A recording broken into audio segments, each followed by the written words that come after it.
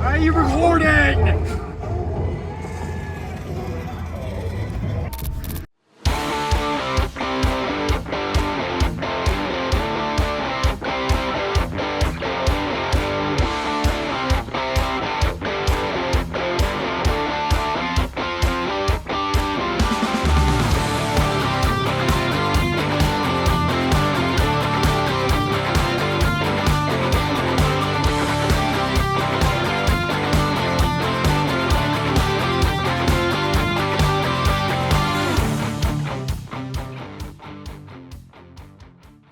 6,000-mile road trip coming up. So this video is also going to be for any military members, specifically a U.S. Marine that is headed out to 29 Palms.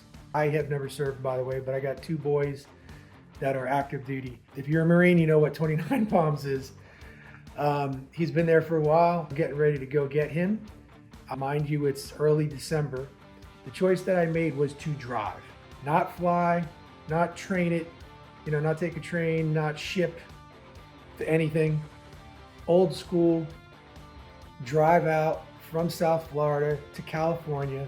Before I get to 29 Palms, I'm pausing in Albuquerque, New Mexico to pick up my other Marine son, who is just going to meet us there. He's going to fly from Beaufort, South Carolina, to Albuquerque. I'm going to meet him there, hopefully, if we time it right, and pick him up, then go to 29 Palms, pick the second son up, then go to Minnesota for a family Christmas. Once Christmas is over, we are hitting the road right away and going to drop my son back off at Beaufort and then back to South Florida, basically for the end of the trip. So I basically plan on leaving tomorrow morning on a Sunday morning early. Sunday, nice calm drive because it's a Sunday, not as many people on the road. He's not shipping a thing. He's actually shipping his 1999 Ford Ranger. He's shipping that on freight. But here's the other thing. I rented a vehicle. So my son doesn't have too much stuff. He's gonna have his sea bag. So me driving out, I'm not even gonna get a hotel. Like I don't plan on getting a hotel. That's my sleeping bag right there because I do know it's going to get cold at some point, but nevertheless, either way, I'm going to be sleeping in this vehicle, rest stops or whatever. I hope I can get away with. And here's the kicker. He's going to have a full-size mountain bike. Should be enough room, right? Should be enough room. We'll see. It's got that nice, wide, additional touchscreen right there. If anything's going to make me a Ford guy, it'll be this vehicle.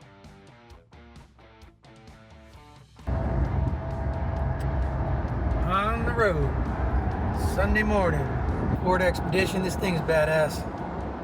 Loving all the technology. So basically leaving the Port Charlotte, Southwest Florida area. Little shout out to Venice Beach, Florida.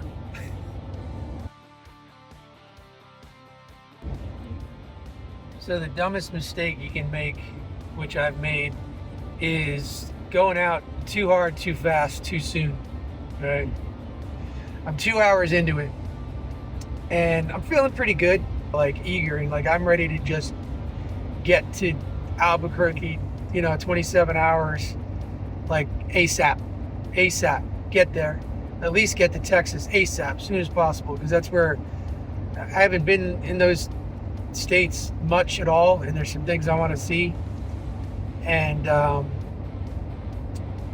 just eager, right? But I know that I gotta freaking check myself, and I gotta, gotta take the brakes, gotta stop, gotta force myself to not drive, fire up the Starlink, hop on the computer, maybe even go for a jog, maybe just freaking zen out and enjoy whatever scenery is in front of me. What do you think, horses?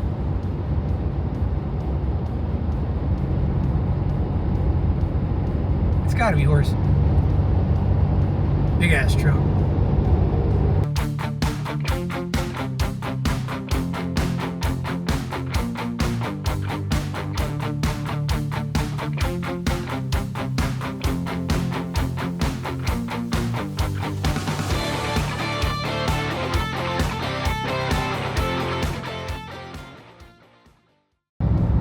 out to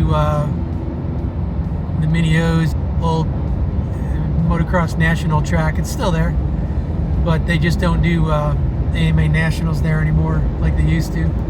Again, for somebody who lives in South Florida, when I come up here, I'm like, wow. And that's why I'm so excited to do this trip. Thank you for cutting me off.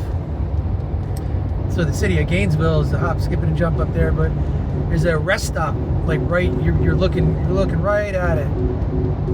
And anyway, but this the truck's flipping out right now. Will you fucking stop? What the hell's my truck is flipping out. It just put on the freaking, I think it put on the hazards all by itself. I've got it set in like high safety mode, so when I look away and things like that, it's doing what I told it to do. Anyway,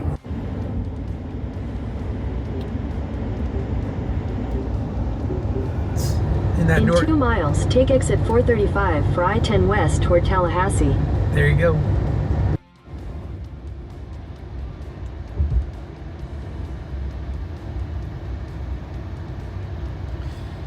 "29 Palms, here we come." So you know what town I got on my mind? There's a couple of towns I got on my mind that I hope to have a chance to stop at, especially in Arizona, but in Texas is one, because I'm like an alien guy, right? Love the whole X-Files UFO thing, like I want to believe for sure. And so Lubbock, Texas. Unidentified aircraft in Lubbock airspace. Please identify yourself. We are, feels like East Butt. I think it's called Madison, but maybe 30 miles away from Tallahassee. But dude, it's like starting to get cold already. And I swear it's still in the 70s according to the, I mean, it looks like it's gonna snow and it feels like it's gonna snow, and it's really crazy. Wind is freaking blowing. 65 degrees. It's funny how cold it feels to a South Florida guy, you know, and it's 65, like that's not cold. Where am I? I don't even know. We're gonna take a seat here.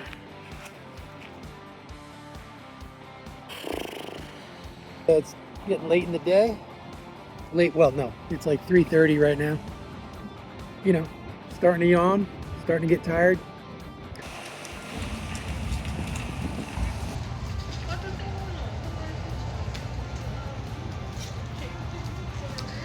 So it looks like we're almost at Pensacola. Well, I don't know about almost, but almost at Pensacola. All right, let's keep trucking. I'm not even hungry. I have not been snacking. It's kind of weird.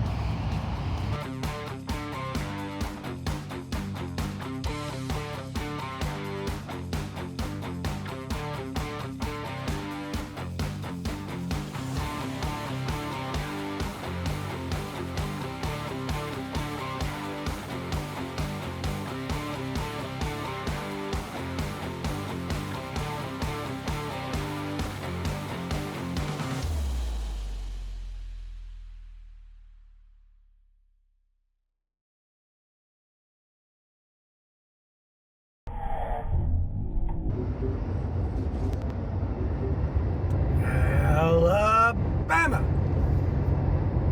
Yeah, Mobile. I don't know if you can see it, but it's kind of Christmas tree-ish thingy out in the distance. So I've been driving 9 hours and it's 6 o'clock at night. I'm barely hungry, feeling pretty good. So I'm torn, right? Like, should I just keep pushing through the night? Because nighttime's better on the tires. Nighttime, it's less traffic, especially on a Sunday night. But if I push driving and then I'm sleeping in the morning, taking my time in the morning, be stagnant not driving during rush hour in the morning.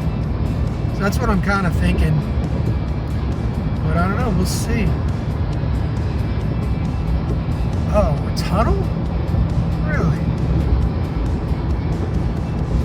I mean, at the rate I'm going, easily going to be New Mexico by Tuesday, but again, we'll see. In 2 miles, take exit 26B for Water Street toward downtown. I know it's shaking, but you get the point. We're going to start heading north, basically.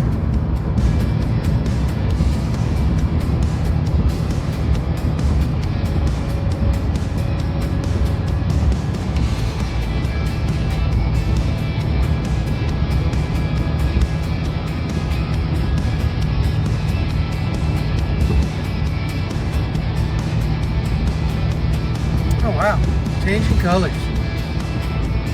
How badass is that?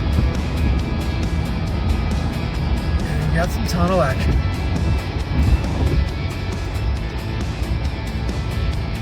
Sweet. Obviously water, but you know, I don't know what water it is.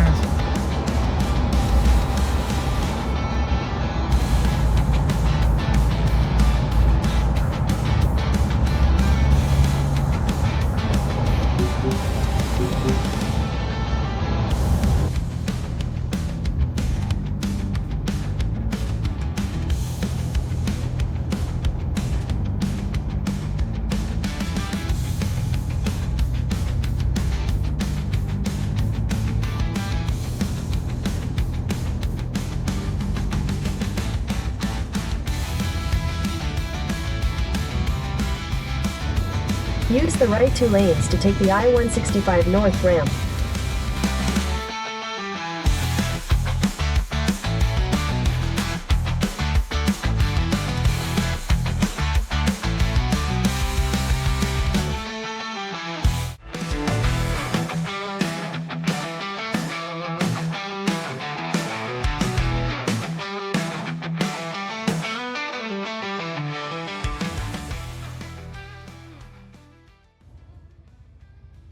Seven o'clock at night, Mississippi. We officially have ourselves Shiver Fest. And that's warm and balmy in Minnesota. All right.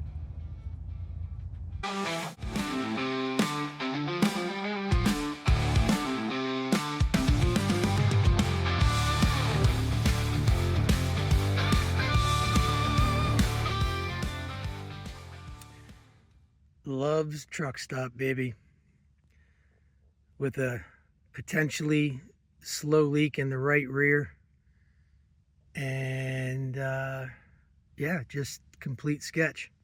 Love it. Not really, kinda. Anyway, see you tomorrow. Dun, dun, dun, dun, dun. Monday morning, God is good. Freaking ready? We're gonna flip. Of course, I can't flip it with this. Why can't I flip it with the freaking embedded camera app? I gotta stop, flip, and then do it. Ready? Bam! Now that's after I put 38, pounds in it, because I do have a portable air tank. The other ones are low just because it's so freaking cold out. So let's see, how cold are we today? So it's 5:12, and I guess this is Central Time. And weather, yeah, baby. Let's go. All right, to be continued. ... All right, we are getting cut off by a Mack truck. We are about 124 miles. From what I strongly assume is the Texas border. Just counting the exits down, Last night was very, very interesting. Freaking grace of God, and got through it No big deal. It's just me being very anxious and worried. The biggest thing was the tire pressure. When that cold hit, I guess I'm so not used to the cold. I noticed that 3 or 4 pound drop, and it really surprised me. But the biggest thing was the right rear tire was a lot less, and it was dropping a little bit quicker than the others. Now this was also right after I pulled in somewhere where it was not a clean road, so I was worried basically that I pulled a nail and got a flat. Fast forward to about 10:30 at night, it was freezing, and I'm at a Love's truck stop with this worry that I'm going to wake up in the morning and the tire's going to be low. How often do you sleep in the back of your truck in a parking lot at a Love's truck stop? I wasn't sure what to expect, but it turned out absolutely perfect. There was a couple of cars parked around me that were sketch, and they were there. They were still there in the morning, and some of them woke me up because it turned out, I never saw anybody, but they were sleeping there all night, and they woke me up. One guy, just fired up his truck and left in the morning. So I'm like, oh, everybody's doing this. So it's probably way more normal than you think.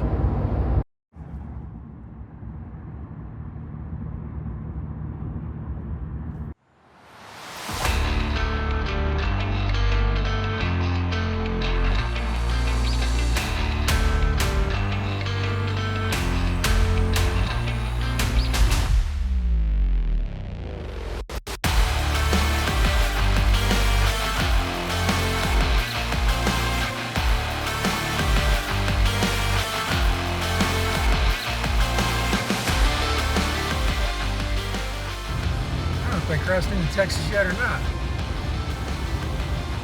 Rest area, Texas travel info. I really want to stop here, but I'm not gonna. Texas state line. I should have stopped there. Welcome to Texas. Woohoo! And we have a massive accident. Oh my lord.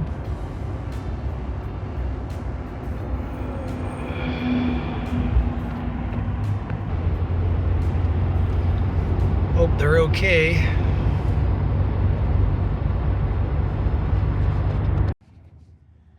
So I just want to say that Texas seems pretty badass. I mean, I'm in maybe, 45 minutes just driving on the interstate from Louisiana in, and it just seems chill. It seems chill and just solid. I don't know, it's a weird vibe. Gonna try to turn the camera around here. So this is where I slept last night. Well, so feet there, head towards the back of the truck, but all this was cleared out, but that sleeping bag right there is just the bomb. I've had that for like 20 years at least. I think more like 35 years I've had that sleeping bag. Worth its weight in gold. It was still freezing though. I had to zip that sucker up and still put layers on.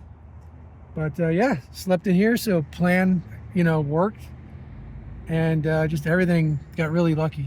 Let's check the so I just let air out of that tire.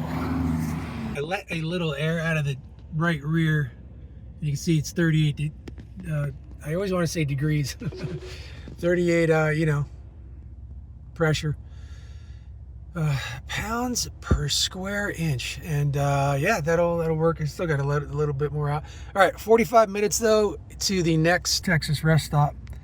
Right now we're just gassing up. Got a full tank, and let's go. Oh shucks, the exit I took to get gas, there's no entrance back Left onto Sinclair Road. back onto the interstate, so what a shame. I got to take Texas Backroads for a little bit just to get back onto the interstate. Continue on Sinclair Road for 3/4 of a mile. So disappointing.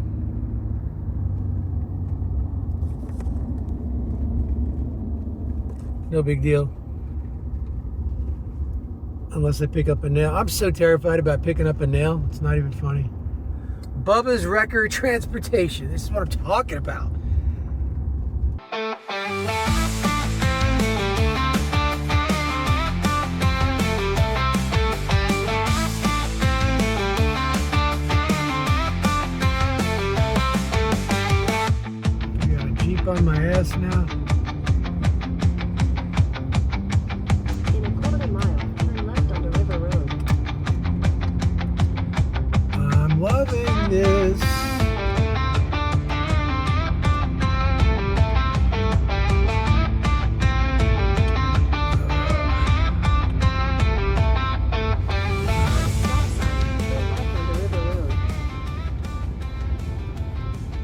do back in the day with no GPS, huh? I know, well, I know the answer to that question, but I'm surprised people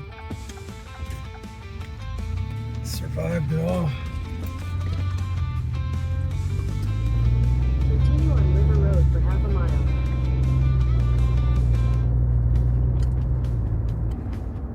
Yeah. Oh my gosh, look at this. In a quarter mile, turn right onto Farm to Market Road 1252 east-west. Any inkling of farmland, I just love.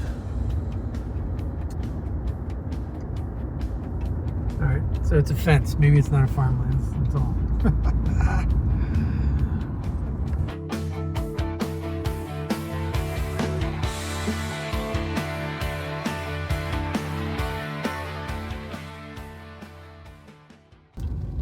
What is that? Is Continue on that a Farm to Market Road Tyrannosaurus 1252 Rex east-west for 3 miles. thing? What is that?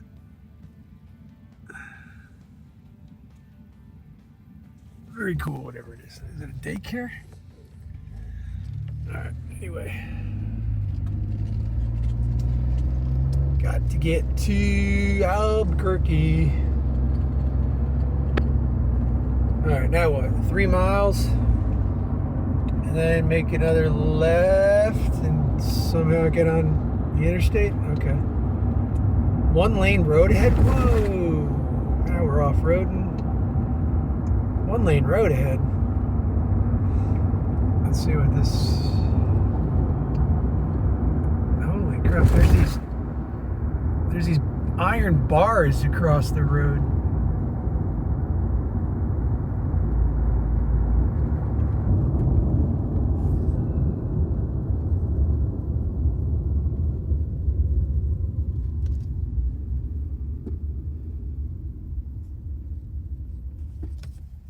All right, pause. Unpause, unpause, unpause. Are you seeing this?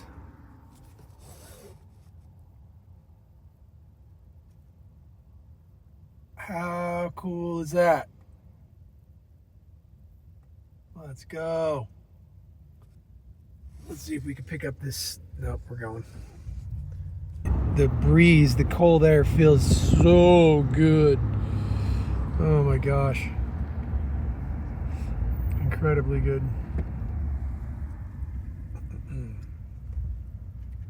No way, is that somebody's house? Holy crap. That's totally somebody's house. I love it, I love it. That's my man right there.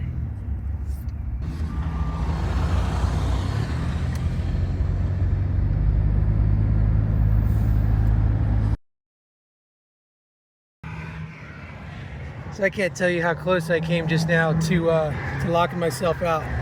So I just changed, did a full change, full bath with the wipes, and I get out of the back truck here and I start to shut the door, but as I'm shutting it, I went to open that one and it was locked. And here are the keys. Oh my God. Oh. These are the things that keep me up at night, literally. It was just like a far reach, like, it's probably unlocked, but I tried it anyway. I came so close to shutting that door. Oh my God, what? Dude, I wouldn't even have had my phone. Oh, Lordy. I can't comprehend. I can't comprehend if that happened. I cannot comprehend if that happened. All right, we out. I have arrested people for less. Can I think you already did. No, because you don't know what you can't undo that you did in the past.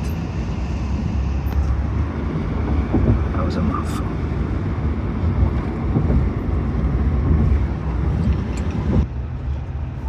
Well, they say he performs miracles, right? Or why do you people just like Matthew, besides the tax thing? Why are you so interested in us? Are you blind? The city.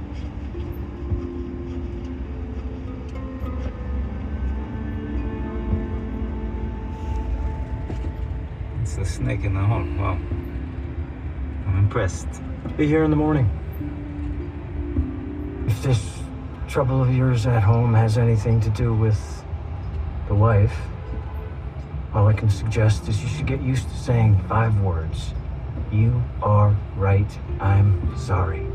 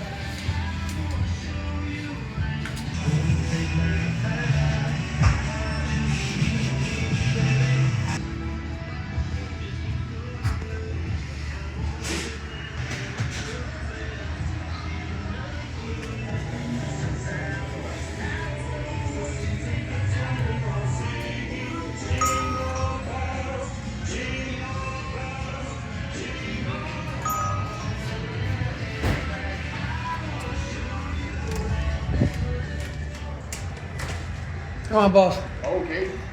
Thank you. I'm good. Well, they got it looking pretty in here.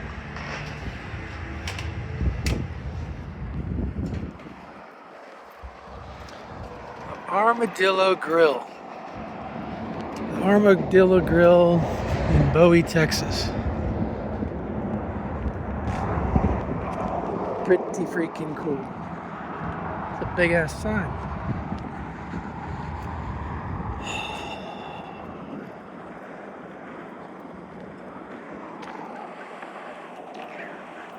So Lubbock, Texas, actually, I gotta look at the map again. I think I'm still about 30 miles away.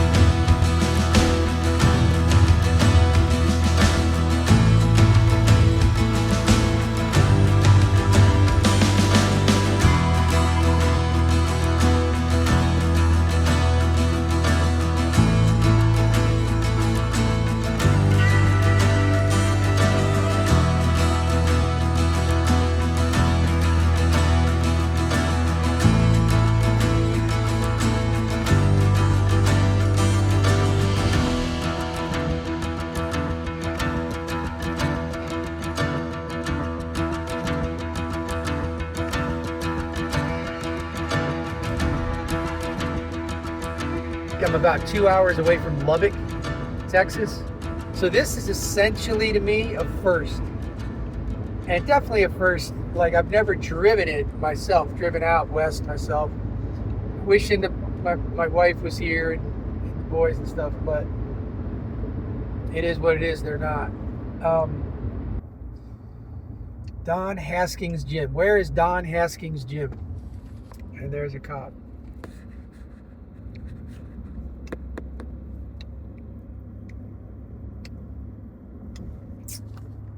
That was a cop. What I'm really hoping is that he didn't see, he's not moving. Woo! Texas driving, man. Wow. Yes. Mama was right. Everybody was telling me, oh man, it's so boring going through Texas. I don't know about boring. I mean, okay, yeah. Definitely boring, but it's not. I mean, let's say it could be worse.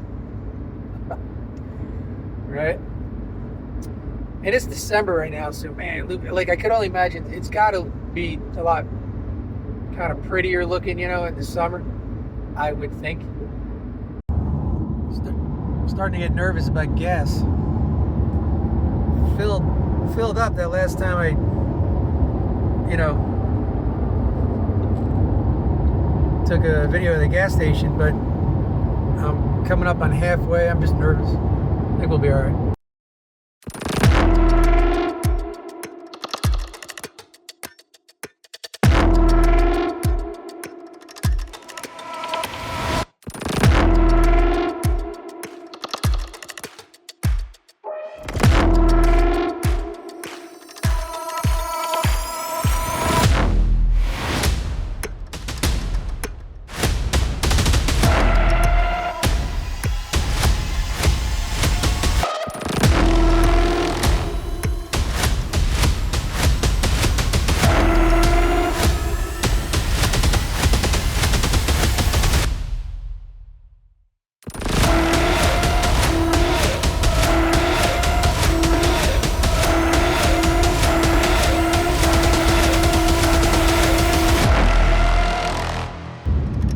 Lubbock lights, a flock of geese. I don't know if you can see them.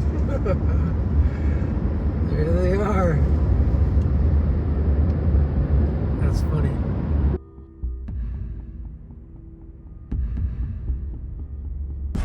August 25th, 1951 in Lubbock, Texas. In the middle of the evening, a lot of witnesses saw this, and they come up with this explanation that these lights were birds. Unidentified aircraft in Lubbock airspace, please identify yourself. If you believe that you have seen these strange lights in the sky, please raise your hands. This many witnesses. I've solved the mystery of the Lubbock lights. Having seen the photograph, the answer is quite obvious to anyone familiar with the local avian fauna. Plovers? Well, you see, the oily white breast of the plover serves as a highly efficient reflective surface. So when a light shines on it from below, hitting a flock in flight, you get, voila, a V-shaped alien armada. It is one of the classic UFO cases of all times. The original Lubbock Lights story goes back more than 50 years to the summer of 1951. The skies over Lubbock produced a sensation around the world. For a few weeks in 1951, people here witnessed a phenomenon of a different sort, a series of UFO sightings that 5 decades later still defies explanation. Beginning August 25th, 1951, and for several nights that followed, a strange line of bluish lights were seen flying swiftly over Lubbock, Texas. This is an absolutely classic case for a number of different reasons, including the first group of people who saw the Lubbock lights, 4 college professors from Texas Tech University. So I just grabbed my camera and set the exposure on where I wanted it and ran back outside and waited, and then, you know, 2 more flights came over. I think I got 2 pictures of one and 3 of the other. The government's official report was released in late 1951. Its conclusion, what Carl Hart captured on film were highly reflective duck bellies. Very clearly, this imaging shows that these are not birds. I'm inclined to think that these objects may well each have been in excess of 200 feet in diameter. Burleson says the objects Hart photographed display what appears to be structure on the underside that may link them to whatever crashed in nearby Roswell, New Mexico 4 years earlier. No, there's another flock. There's another flock. Oh, that's hilarious. There's another flock. There's another flock. Wow. That can't be coincidence. That's got to be like all day long. But this is going into downtown Lubbock. I just passed a huge outdoor bonfire, cobblestone street. Like, the truck's bouncing all around. I don't know if you can tell. It's cobblestone street. I can't believe the town is so big. You know, quote unquote big.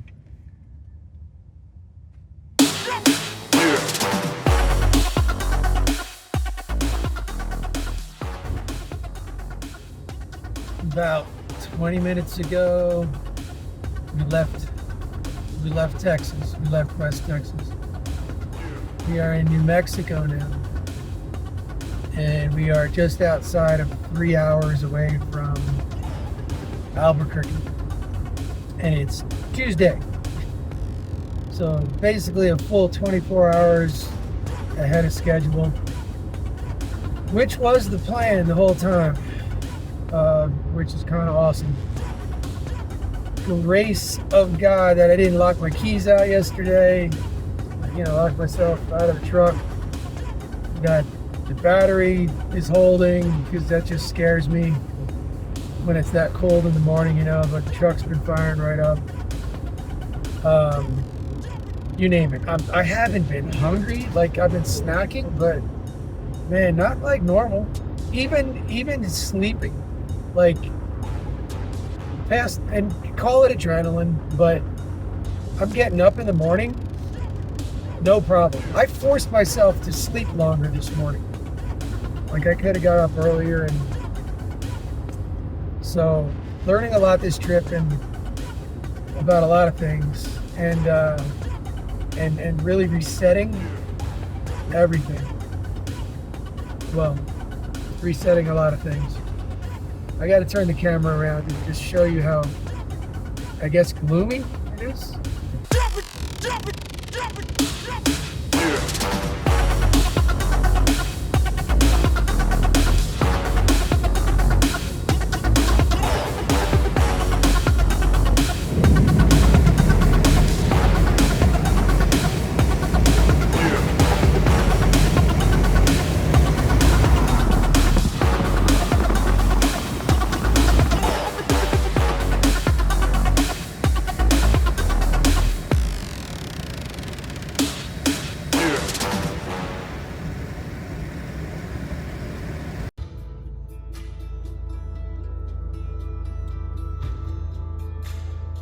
Degrees. This fog is crazy.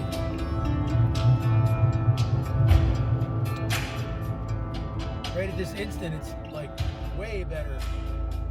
About 5 minutes ago, I was like doing 30 miles an hour just because I couldn't see.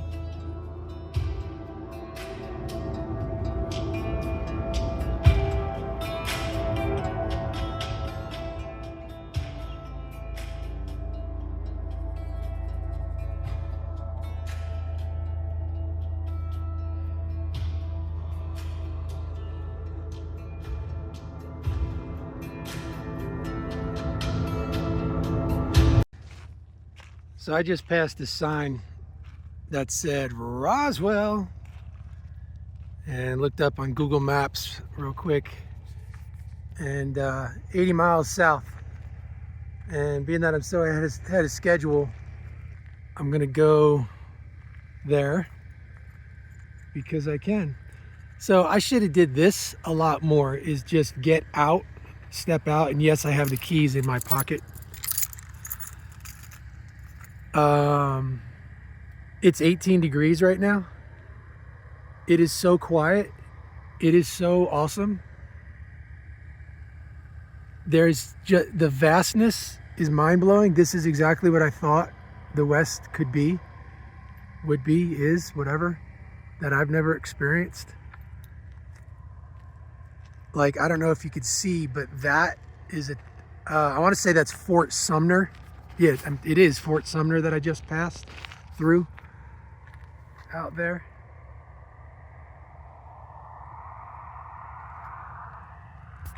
This just feels so good just to walk around. But I just been driving too much, you know? Are these rattlesnake holes? Snake holes? Could be. I'm gonna take my time getting to Albuquerque. What's the rush? The whole point was to sightsee, so that's what I'm gonna do. All right.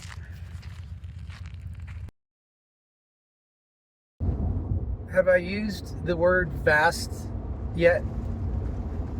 I'm gonna use it again. Wow. And by the way, we have our first mountain sighting. I'm on my way south, actually, to Roswell, and I'm gonna flip the camera.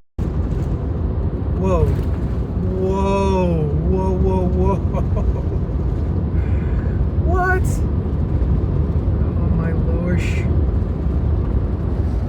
This is like straight Mars. No wonder, if I was an alien or UFOs, of course you'd come to this part of the country. Of course. If I'm government doing, testing of aerial whatever, and I need seclusion, of course you're coming out here. Like, this is crazy. I ain't seen nothing yet. I know. I love how the road just destroys your vehicle, though. Like, I can't tell probably, but I'm just bouncing. All right.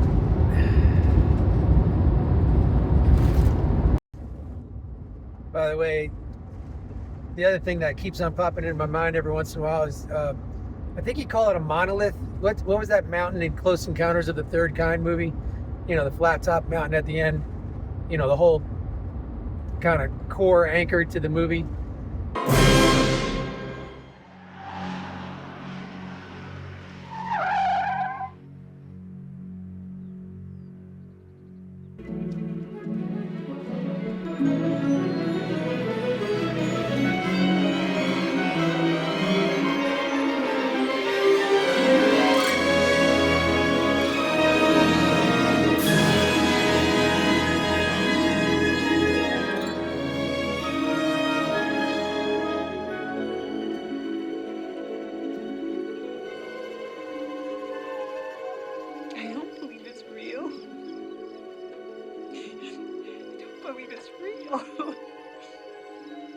It's real.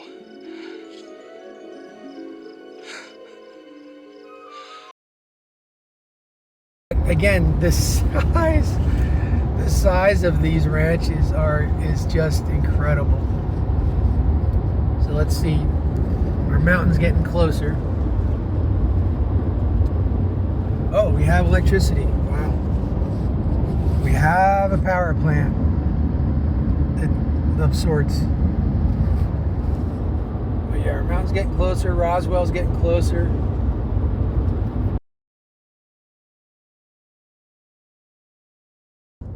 The one and only time I was ever at the Grand Canyon, it was this foggy.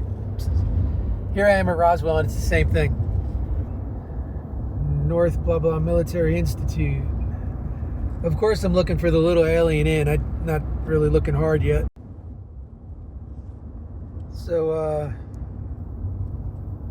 New Mexico Military Institute.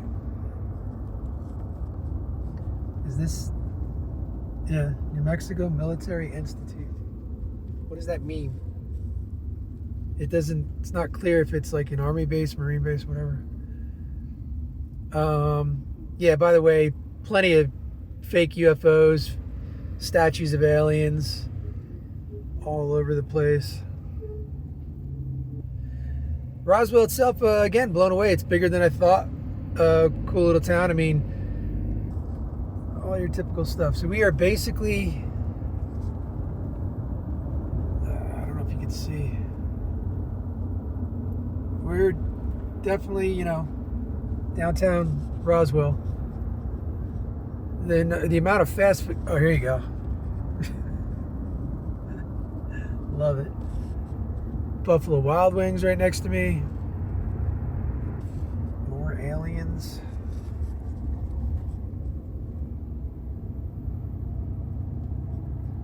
Purposely going slow here.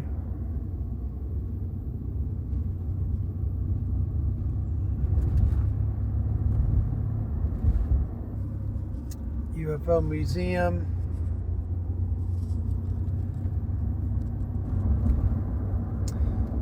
Alien City Games.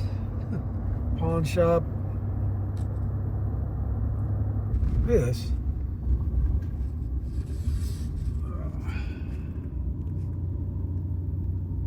Very, you know, old looking buildings.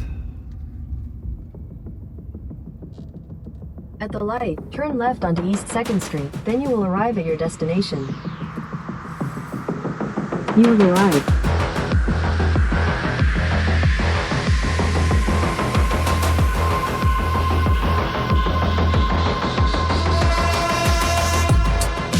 I want to say Corona. Starts with a C, I think. But we're going to pass through the town where the, you know, Roswell UFO was actually allegedly crashed and all that, whatever, or whatever it was, it crashed. So that place, and it's actually, I think, 45 minutes northwest of Roswell, which is kind of perfect.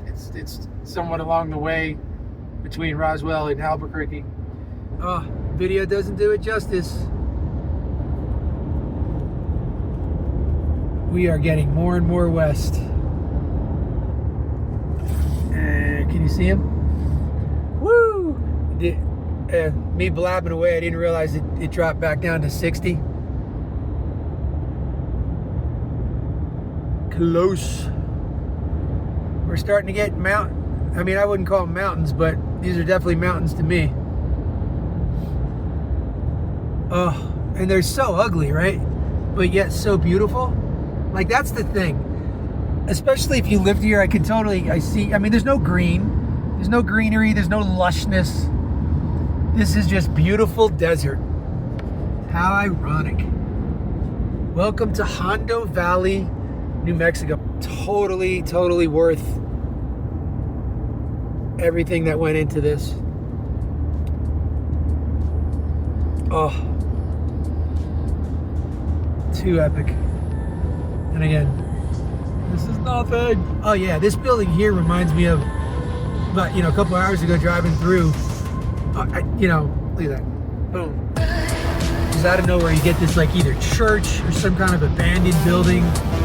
It's so old and just run down but not completely demolished yet. How badass. Oh, alright, gotta put the phone down and just enjoy this.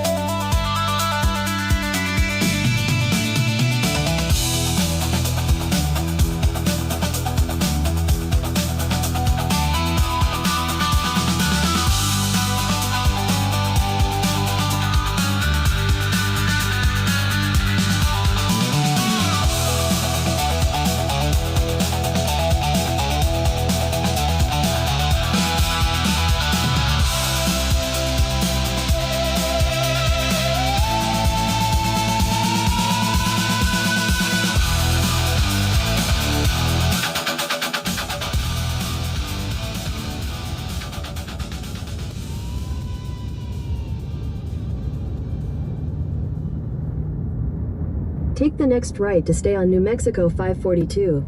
You think? This ain't the first time I hit this kind of road.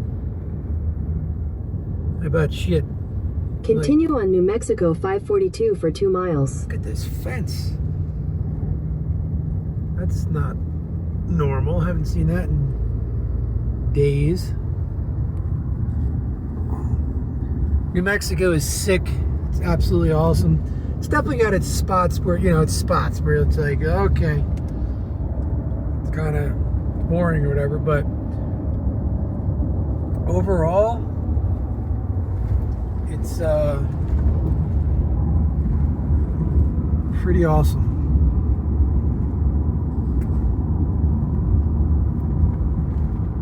Vast with a capital V.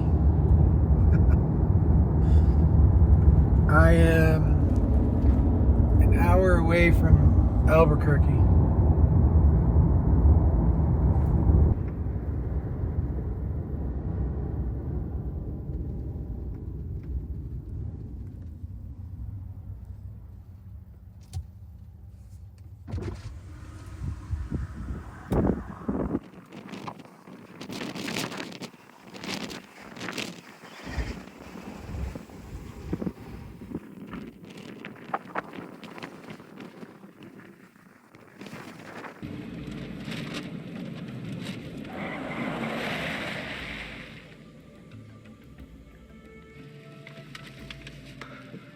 What are my choices?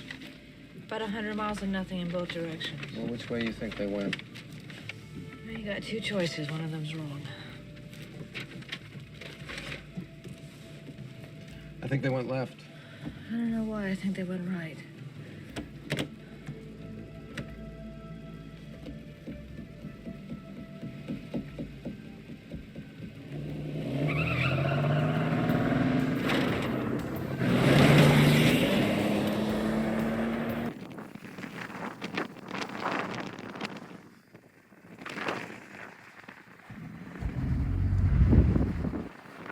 Continue on New Mexico 55 south for 2 miles.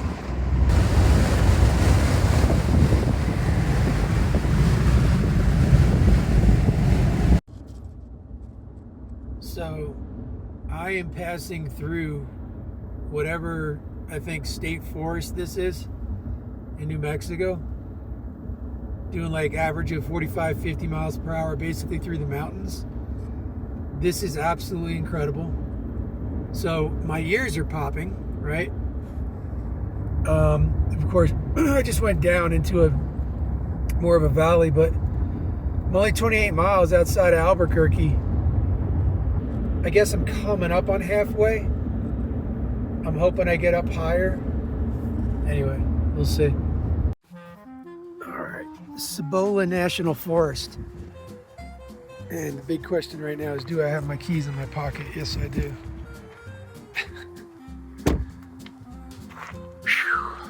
Cibola National Forest. And I don't know if you can hear it, but the breeze through these trees up here.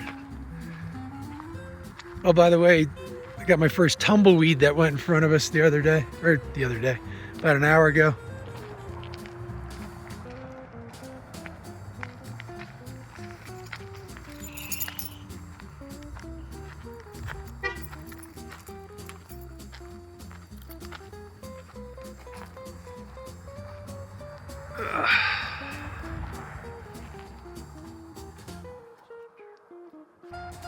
It's like cold and warm at the same time.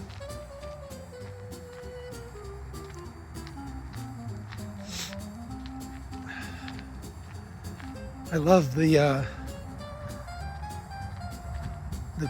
picnic tables are just like, it looks like this stone.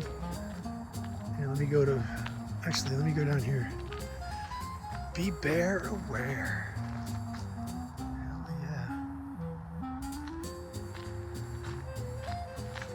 How cool would it be if I saw a bear right now?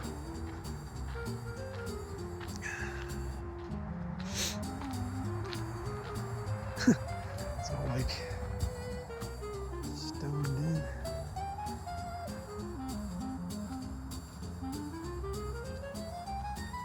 Some mountain bike action here. Camera never does it justice. That's steep as heck. Goes way up top there. Let's walk around. Holy what? Hell yeah.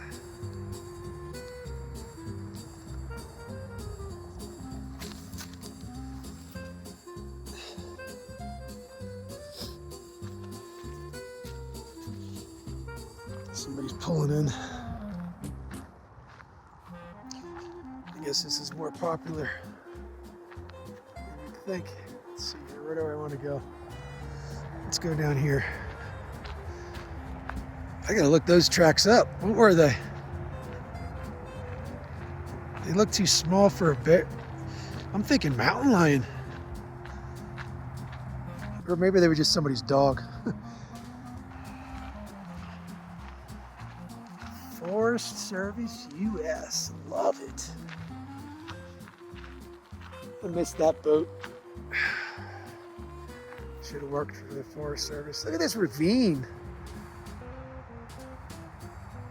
Love it.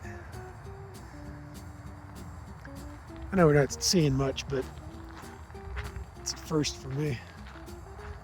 So way up there is more picnic tables, and the road is across there. And tons of snow here, and I'm not going to go in this mud. All right, let's get out of here. We're only, I think, 20 minutes away from Albuquerque. I broke down and got a hotel for tonight.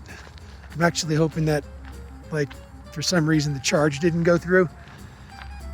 Because moment of weakness, I got the hotel. I should have just I should have just slept in the truck again.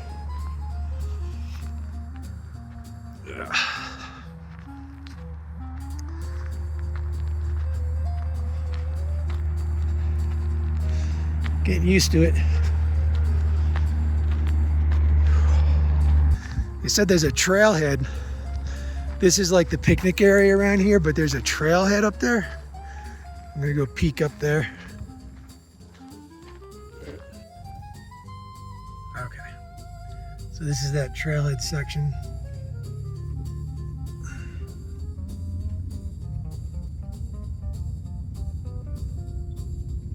Definitely gonna circle back at some point and look up this trail just to. Oh, okay, we're getting out and taking a look at this map. Look at this size of this forest. It seems so big.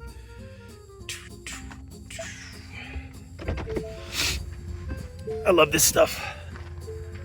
Dude, look at there's this freaking rock cliff over there. Holy. I am so leaving South Florida, it's not even funny. So the road keeps on going that way. No overnight camping. Boo. Cibola National Forest.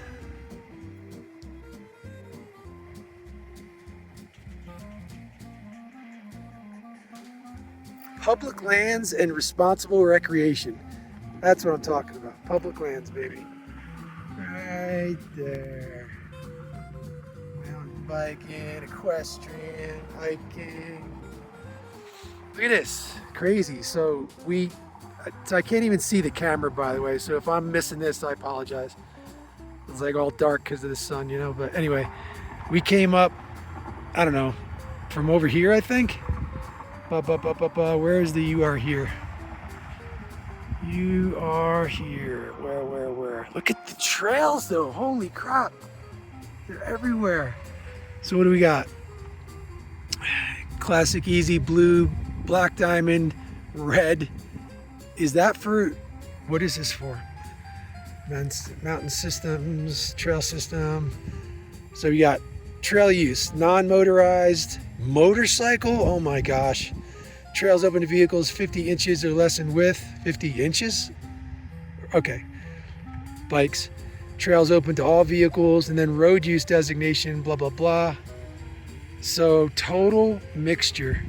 And then it's, oh my, this is incredible. Meadow single track. That's talking about mountain bikes. Private land. What do we got? Motorized dispersed camping is permitted. A lot of dotted, meaning a lot of motorcycle paths. Are you kidding me? That's insane. Oh, up here there's single non-motor, so that's, yeah, they didn't even says no motorcycles. So that's way up top. I wonder how many, where's the mileage? So you got 1 mile, about the size of my finger, but that's still probably an epic hike. Oh, and then you got this, oh, that's the road, 337. Anyway, you get the idea. Very cool, very cool. All right, we're out.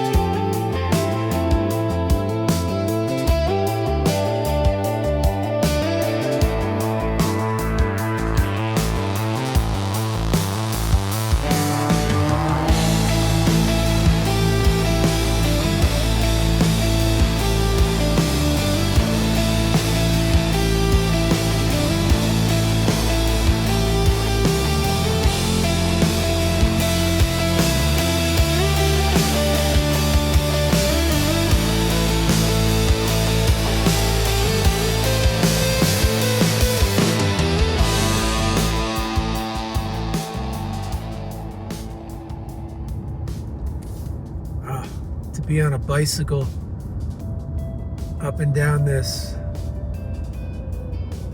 And again, it's December, right?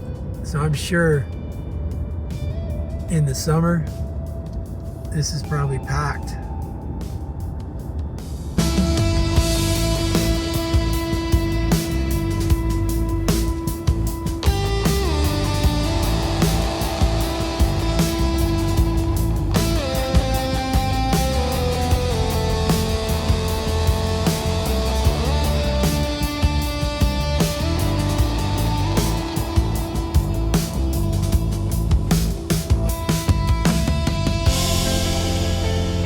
Look at this snow.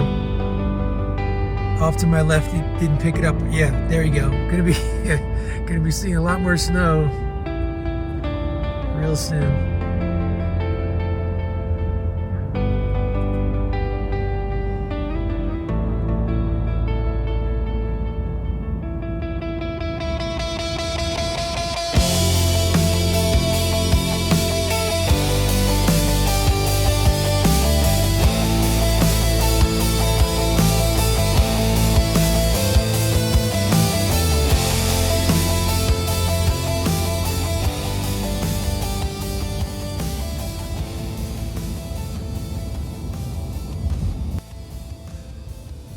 Alright, and just like that, we are crossing old US Highway 66. Love it. And gonna get on I-40. Oh man. So I think what we were just on was New Mexico 337, for what that's worth. And, but yeah, evidently Albuquerque is, you know, that way. 18 miles away, about 20 minutes. Yeah. Take the I-40 West ramp, then merge onto I-40 West.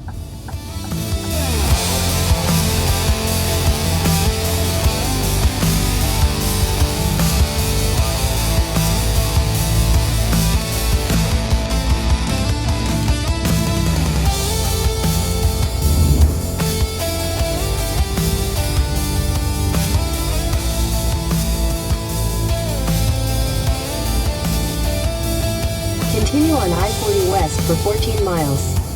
All right.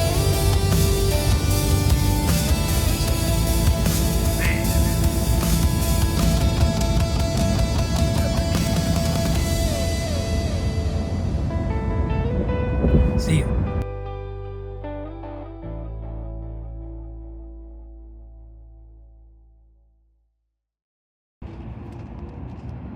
There's a huge difference between being out there in nature practically, and when I'm sleeping in the truck, I consider that being in nature. Compared to all I know is I felt decent when I went into the dang hotel last night. Woke up in the morning due to a text and immediately realized I felt like crap. And but trust me, it could be worse. You know, I definitely know my body at this point. I feel like it's coming on, some kind of fucking fever or something is coming on, but you know, so anyway, we had a breakfast in this hotel, and I tried to avoid sugars. I gotta put my seatbelt on, hold on. Anyway, but here's the one thing that drives me nuts in the wintertime. Indoors, especially public places, or, you know, if it's not your house, why do people keep the damn heat on so much? I felt like I had to strip down to my shorts when I was eating breakfast just now. I mean, and if you ask me, that makes you feel worse. Like, give me the crisp, you know, and feel awesome. All right, I'm going to the airport now to pick up boy number 1.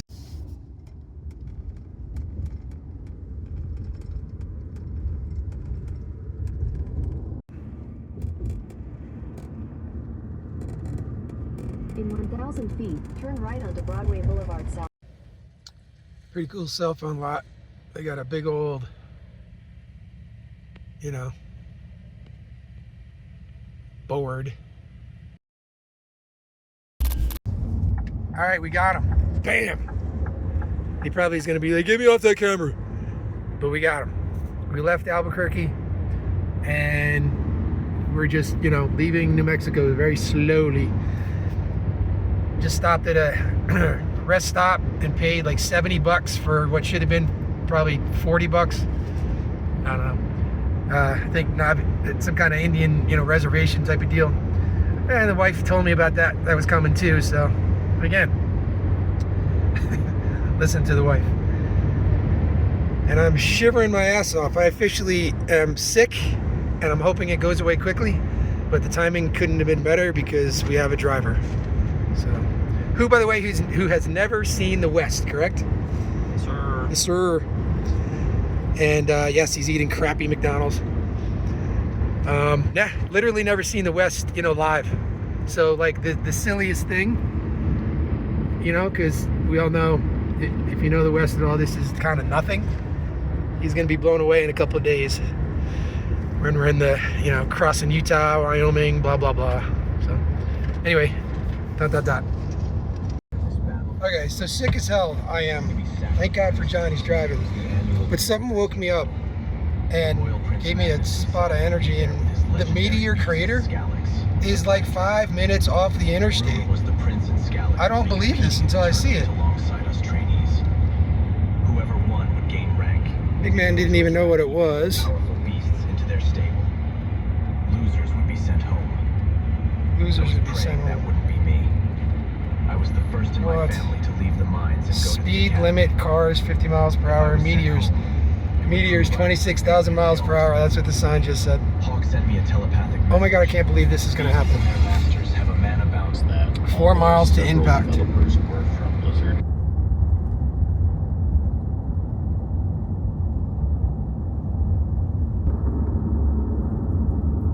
Big old compound up there. Mars lot.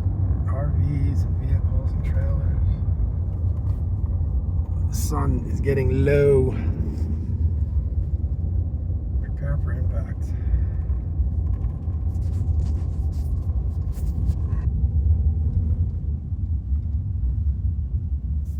No drones.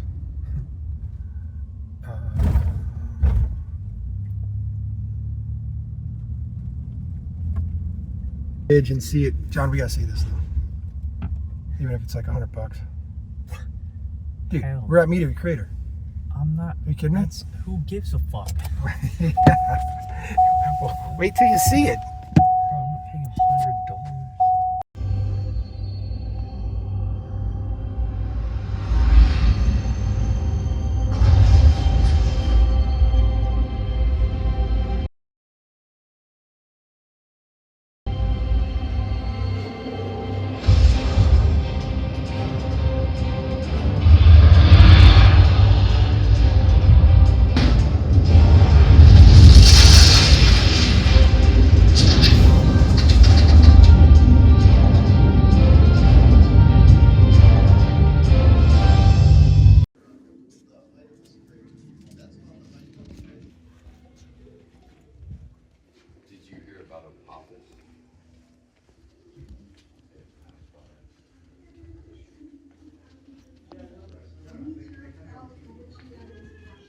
What are we doing?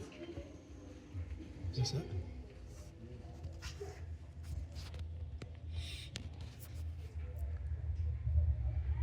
So it's about a mile, so you can get out there, see where he is. That's where we want to go. Dang, sun, bro. Oh man. All right, let's get outside. Of course, it looks smaller.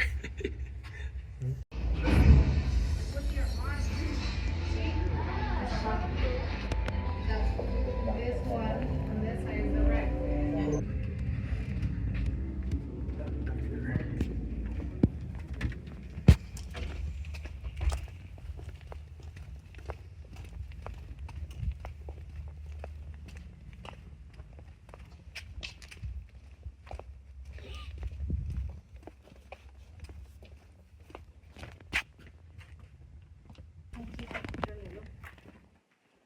Go ahead, look, John.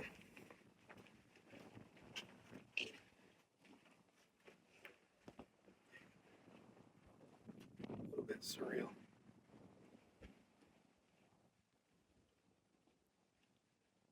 Dude, how tall is that?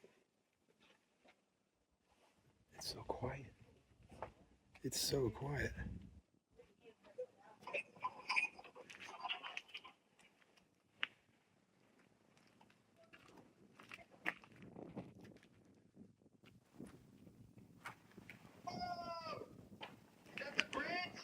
Oh.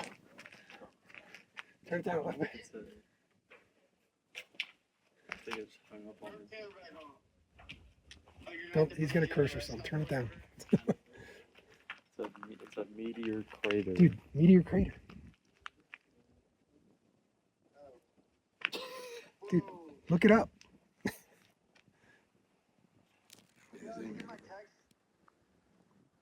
No.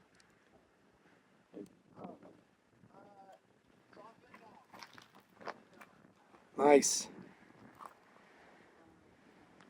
Oh.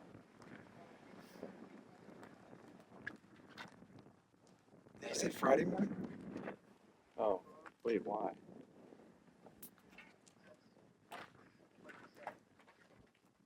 Alright, well good. That gives me time to freaking get better. Yeah, that's sick. I feel better right now, I'll tell you that.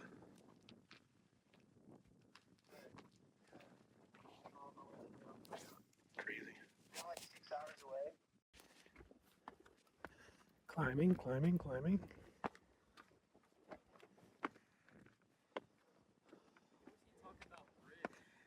I don't know. I don't know. Well, I remember him and Mom at some bridge.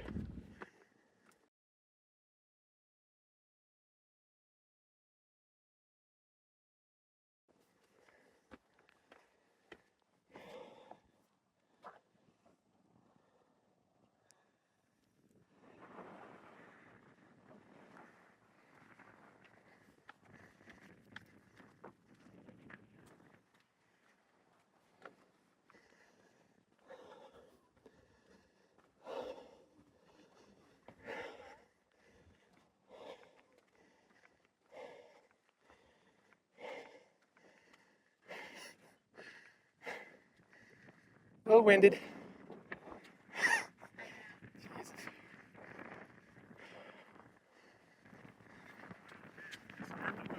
Exactly.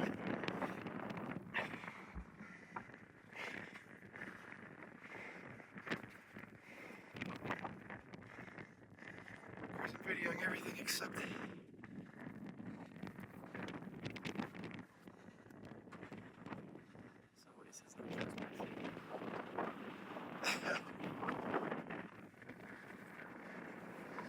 All right, we're as high up as we can go.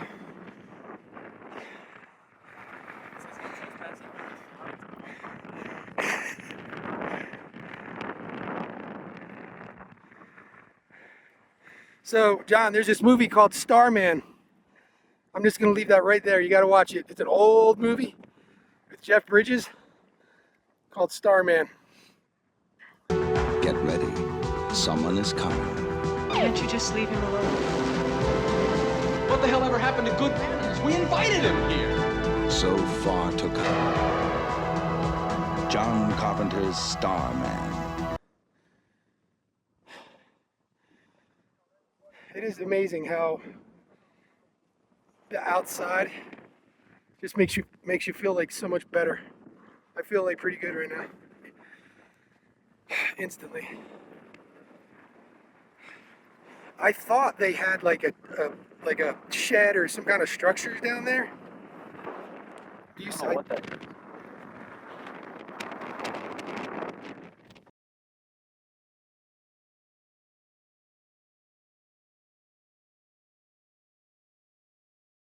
All three should be in chests within the tower, and you shouldn't have a problem.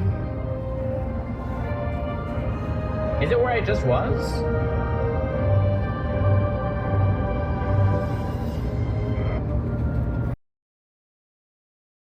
Anything national across the nation, they will ask for your ID with it. Okay. And it's good for you and anybody who... Okay. Good time. Appreciate Do it. you need a map? No. Yes, you will. So this is totally surreal. We're at Joshua Tree, and except for the occasional vehicle that's coming up the road, it is so surreal how quiet, perfectly quiet. It feels weird. Like I got something over my ears or something. Anyway, we're going to Skull Rock right now.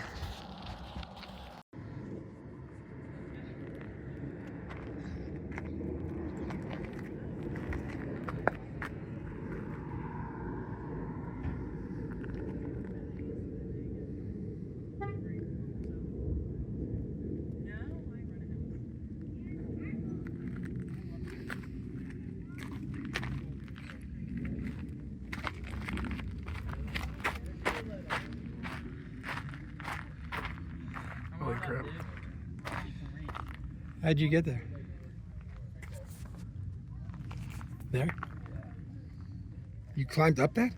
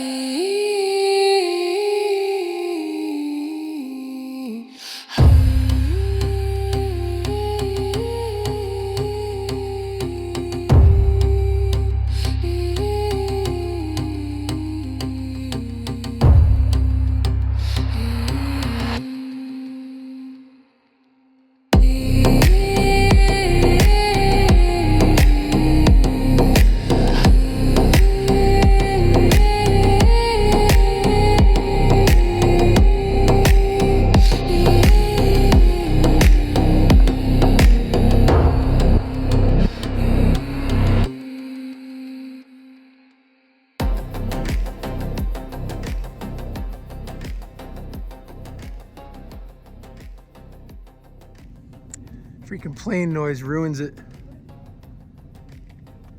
It is just so quiet.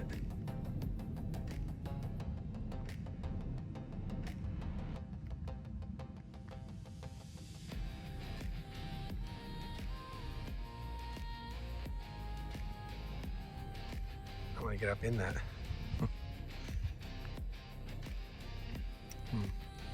I lost the boys. They're gone.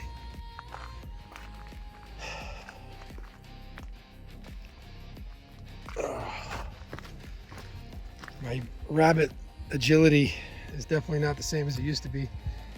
Jake and John have taken over that role. Let's see if I can. Holy crap. I'm like bending over here just to get underneath this thing. Dead end.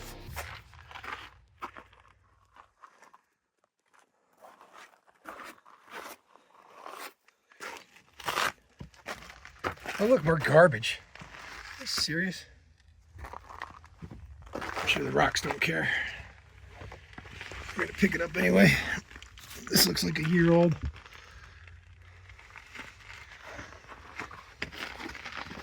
I literally can't turn around. I have to go backwards. Holy crap. Alright, we're gonna try to find the boys.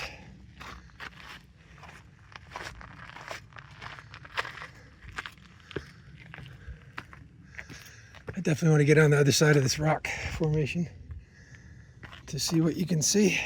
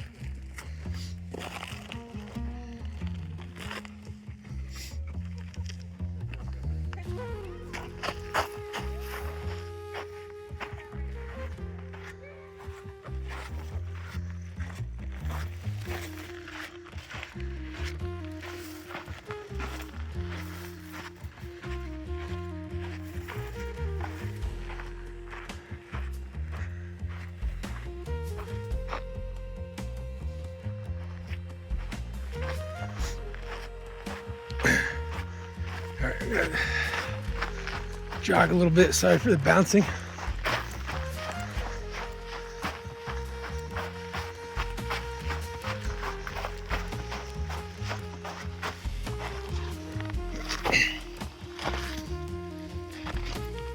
Oh, we got some kind of cavern.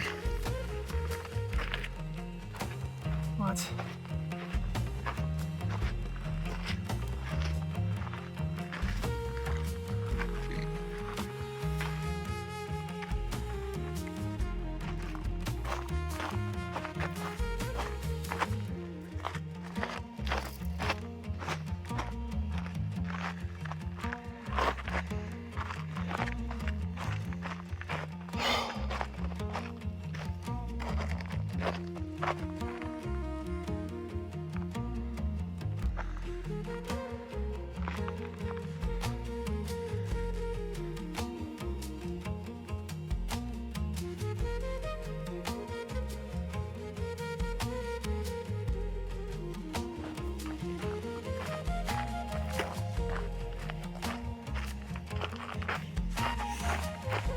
I definitely don't want to get lost. Because you probably couldn't even yell and have people hear you.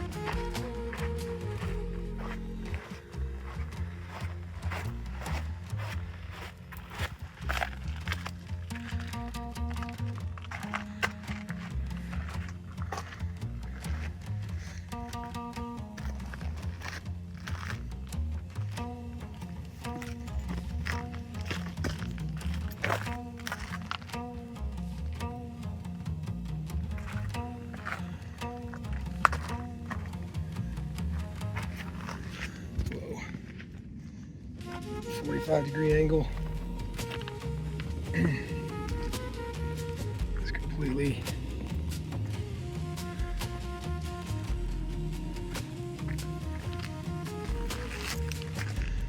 shouldn't have split up from the boys. Turn around, make sure. Good. Well, are you kidding me? Ah, see, these are the things I want to know. How did that get created?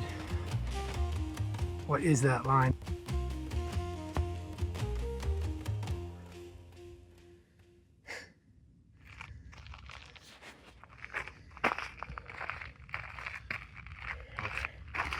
I have a strong feeling the boys went this way, but maybe not, because they were on a different route.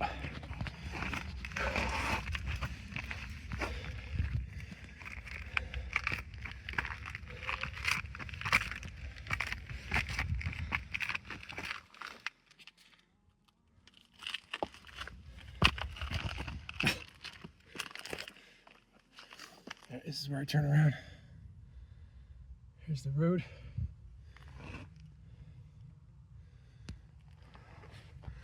How do I always find myself in these predicaments? It's not really a predicament, I'm fine. All right, back we go. We gotta beat the base at 12 o'clock to weigh the truck.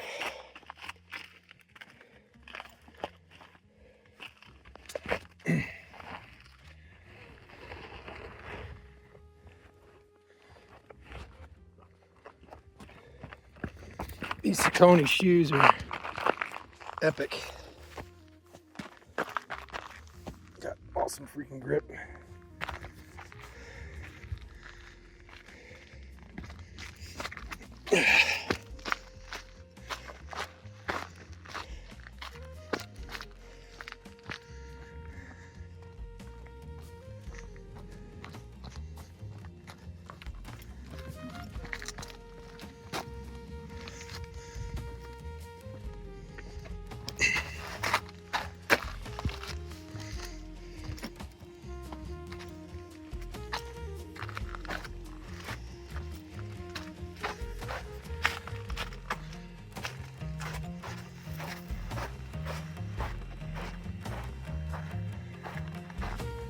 Uh-oh.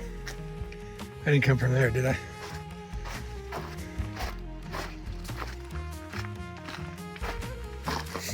No, I'm good. It's like 3 seconds off the road. But you know how this can go.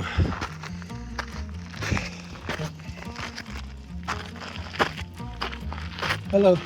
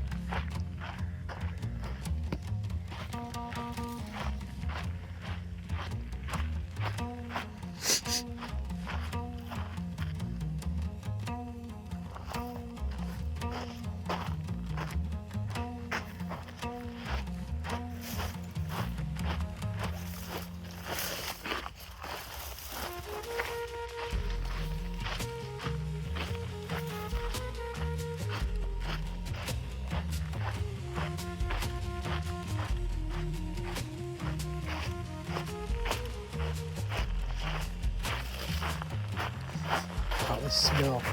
I wish you could smell this. So potent. Oh my god, just like this kind of Christmas tree fir tree. Yeah, that Christmas tree smell.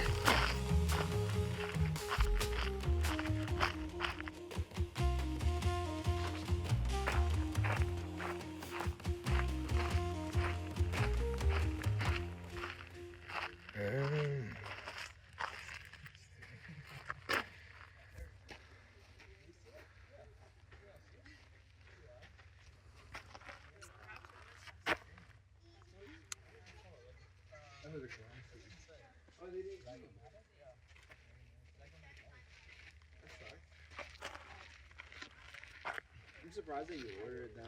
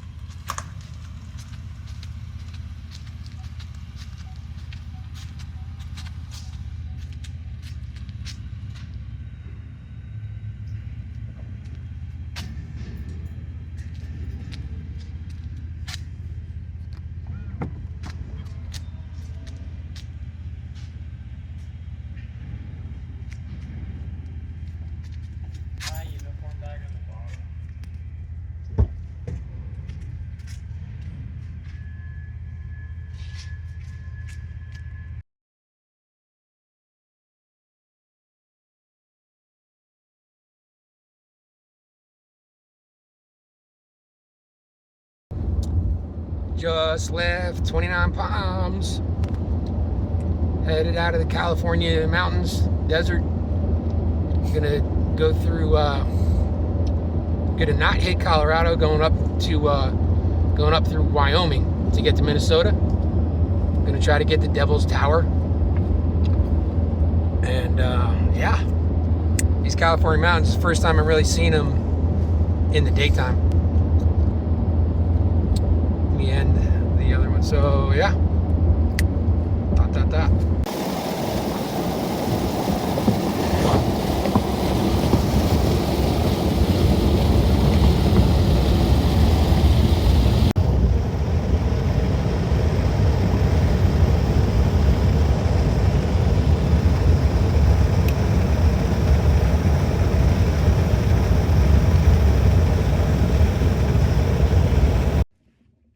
Okay. The boys aren't listening to Dad.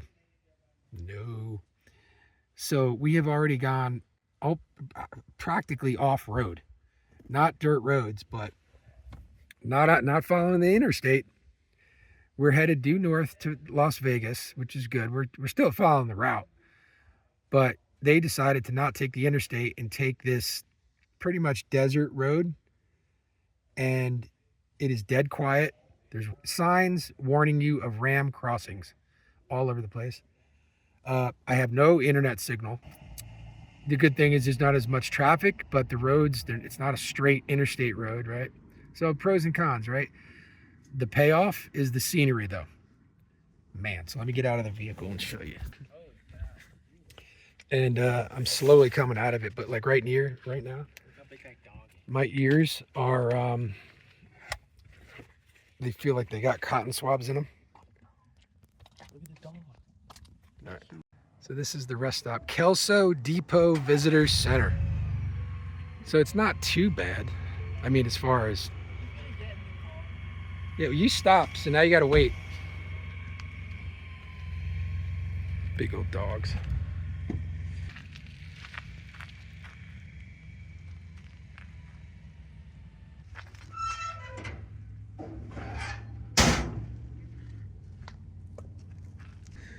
There's a lot more and better to see than this, but this is coming from South Florida and New Jersey. This is pretty epic. All right, we're out. Boom.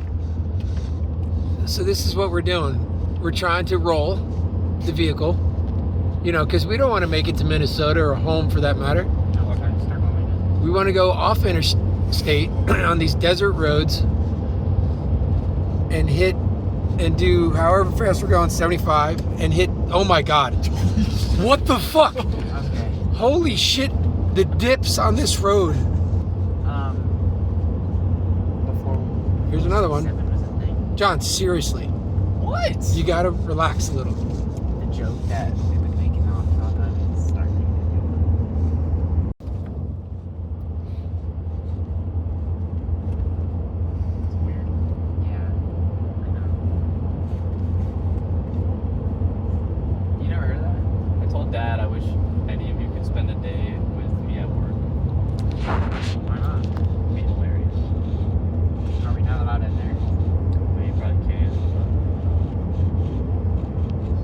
And by the way, if there's stuff that you like, I'm recording right now, right? So like so that's not gonna be in the video. Language. You can just Pretty sure me and Mom took this road. I don't remember.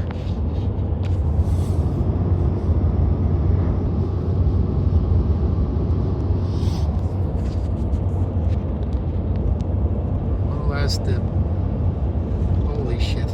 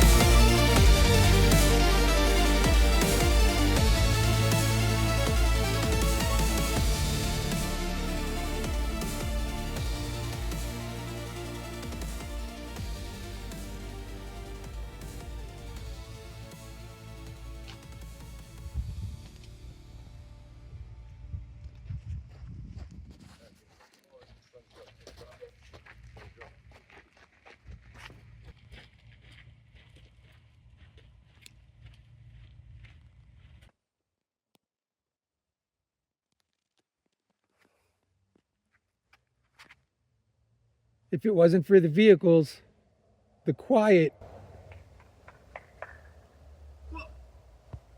I thought you were in the bathroom. I thought he was in the bathroom. Me too. Get back over here. I don't even think you're allowed over there. Me, Jake, and John are at this rest stop. Jake and I just got out and we're like, hey, yeah, John's still in the bathroom. And then all of a sudden we hear Bigfoot way over in the woods clapping like a Bigfoot would.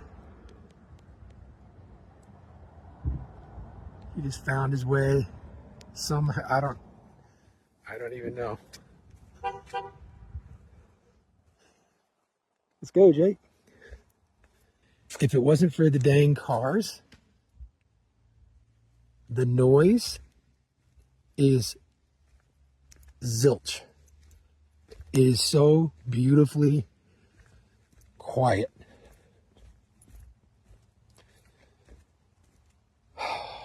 Unbelievable.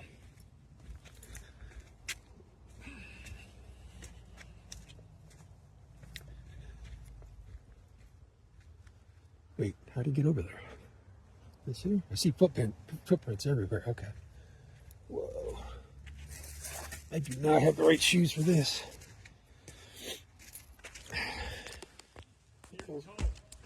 Those will cut it? I don't think so.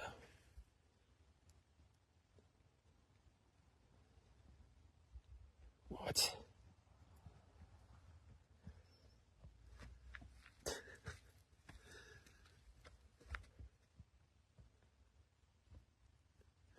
I don't know if being zoomed out super far is better. Like right now I'm zoomed in one time, right? Normal. But, you know, you can't see as much. And so if I zoom 0.5 out, you can see more, but it looks farther away and harder to see. Oh, dude, this is like beach sand now. I'm in these freaking moccasin type shoes. And this is like beach sand in Zion National Park. And it's dead quiet. I'm in freaking heaven right now.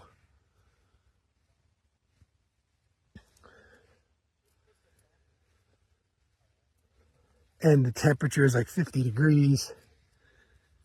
This is bliss. Dried up river bed. All right, this is what we're going to do. See, this is what happens. This is how it starts. And the next thing you know, you end up having helicopters flying over your head and jet skis coming out telling you to swim back to shore because you went out too far. Right, Spidey? All right, we are now in the dry riverbed.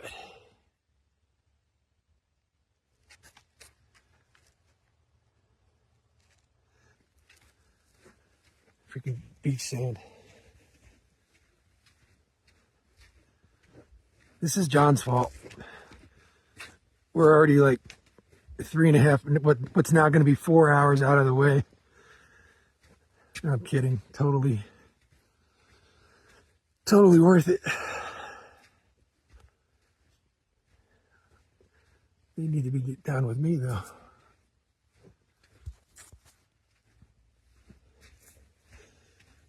Dude, you can tell though when the rainy season, like this, you know, you got your flash floods that happen. Anyway, all right, we're gonna climb up now. John, hey, you started it, bro. Yeah, the road's right there. It's killing me though. The one thing we haven't seen yet is any wildlife. And I don't blame.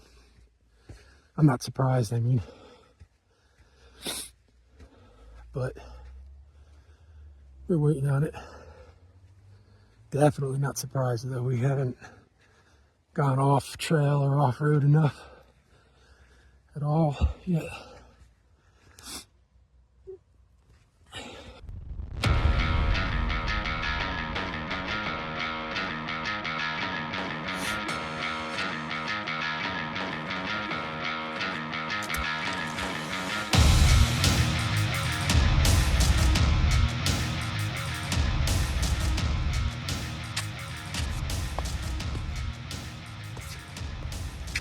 Stay right there. Don't move, I'm not. Shut up.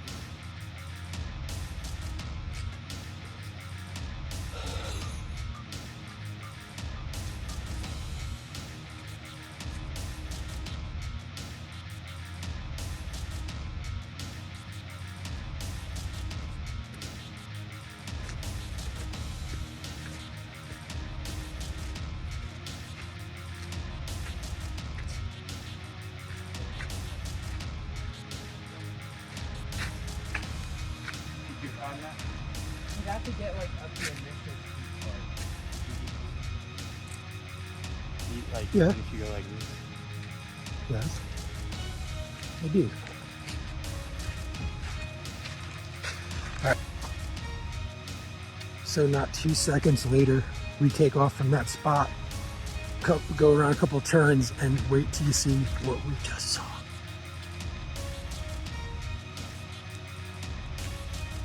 Watch this.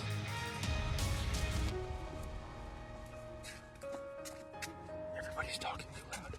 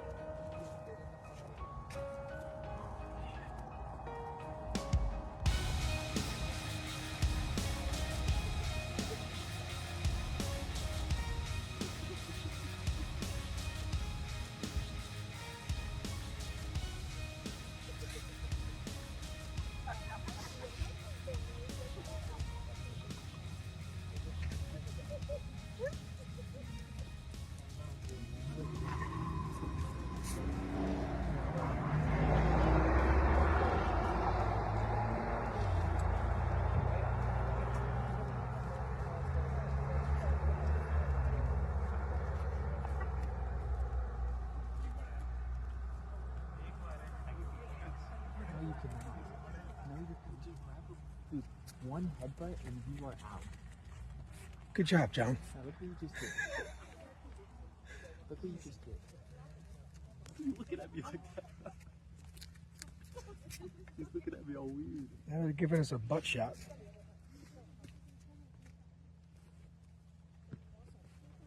Wait, they're tagged. Yeah, no shit. No. Are they all tagged? I only see one with a tag. Oh, he's pooping. Dude, they totally understood you. As soon as you said you could wrestle them, right? They're like, dude, we're out. Moving fast. Wow. Oh, I'm just now seeing the big one.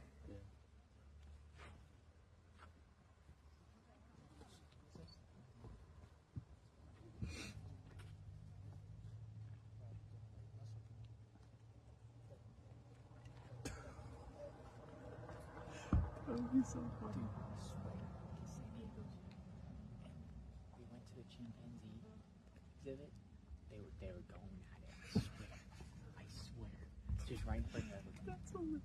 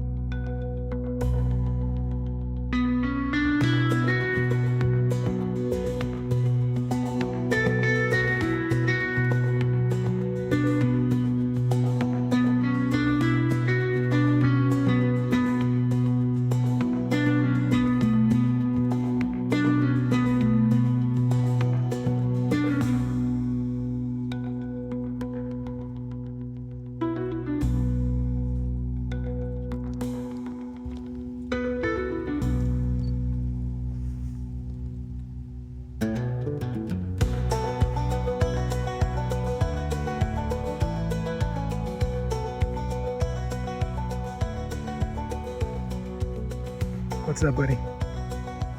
I'm very sorry you gotta wear that around your neck, bro.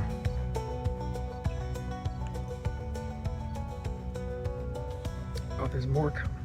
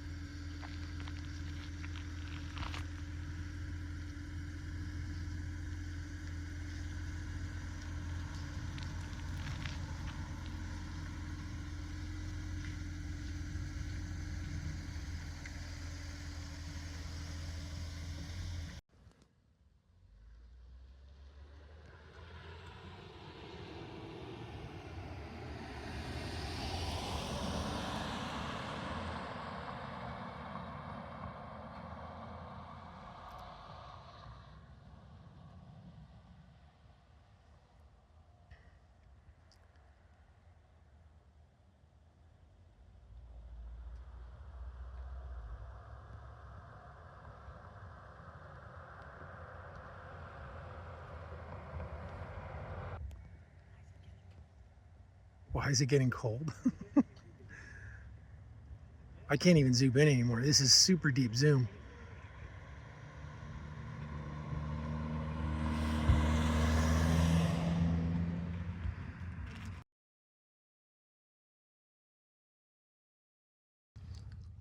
And so now just left Zion and we're driving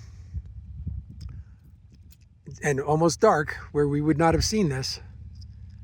And all of a sudden we see bison.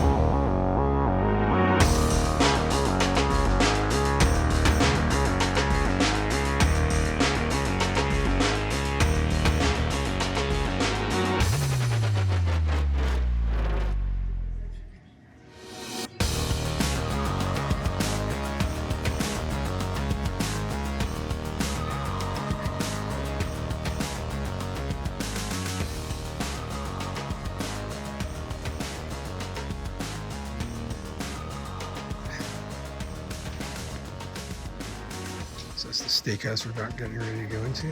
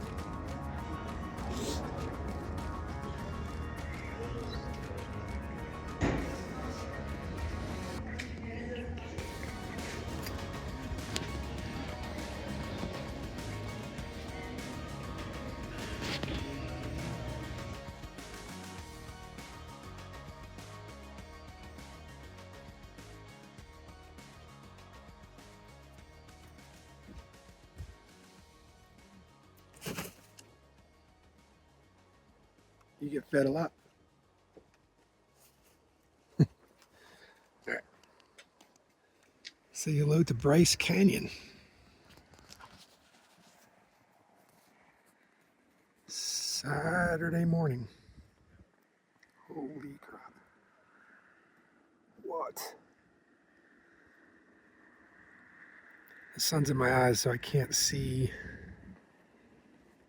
what the camera is seeing. Let me go wider.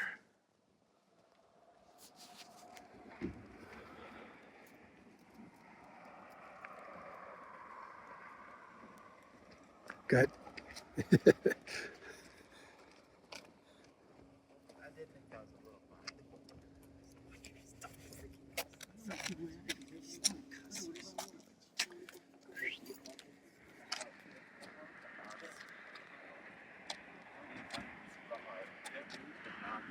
Hey, no, record me real quick. From the abundance of the heart, the mouth speaketh. Were you really just recording the crow? Yeah. It's the biggest crow I've ever seen. Like, literally. This is a Pretty cool. No way. Think some kid fell? Wow. What are the odds Nice. to go get that croc right now? I'm just kidding. I don't Oh, I want you to see. risk Yeah, it. that little pink thing. That's crazy. There's a glove too. Crazy. All right, let's keep going. My ears are freezing off. Do not enter. Dad, give me the keys. Only a $100 penalty. Give me the keys. We can afford that. The keys. Where are the keys? Give me the keys. All right, we're going, dude. We're walking. I have them in my pocket. I'm not giving up these keys. You guys always lose them. You guys, I always have. All right, we are at the top. Well, I think it's. All right, I take that back. I'm not sure about the top, but we're at what I think is the top, the bottom south point of the main road.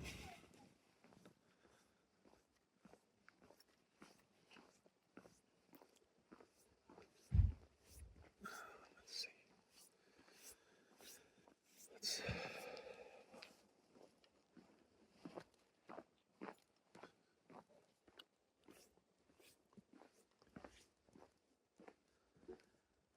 Even the boys have their phones out now.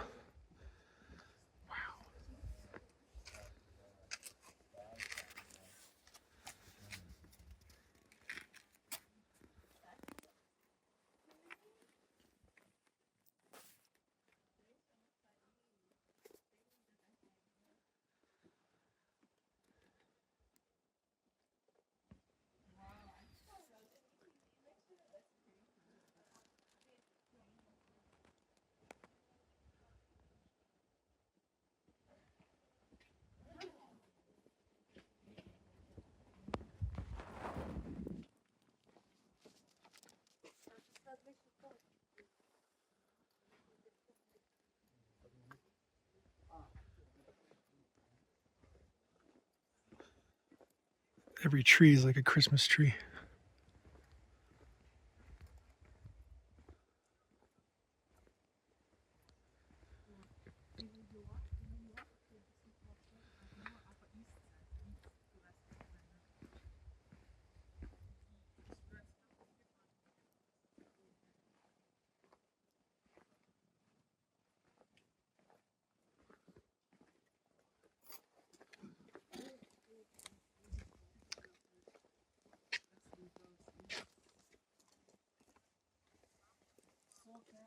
I can't see what the camera sees, so apologies if it's off.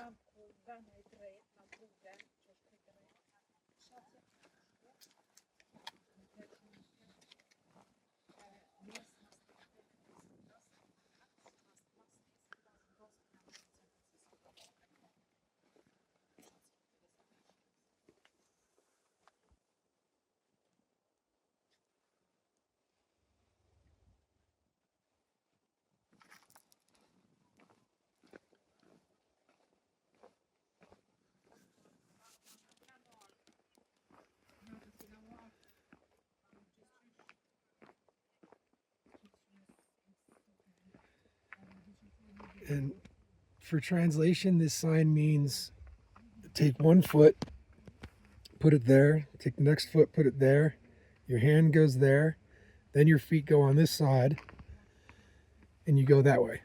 Just so you know if you're not sure what that sign says.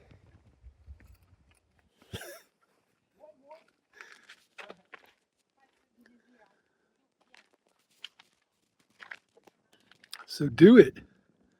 Yeah. By the way, it's like 22 degrees right now. Feels as epic as this looks.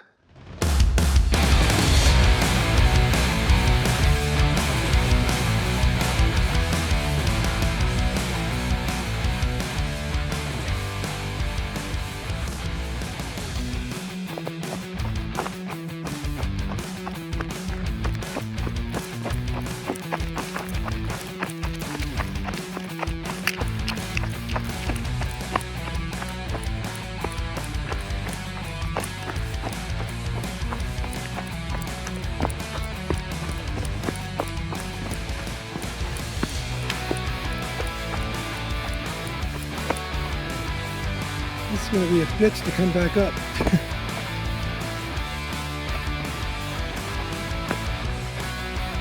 You realize we got to climb back up, right?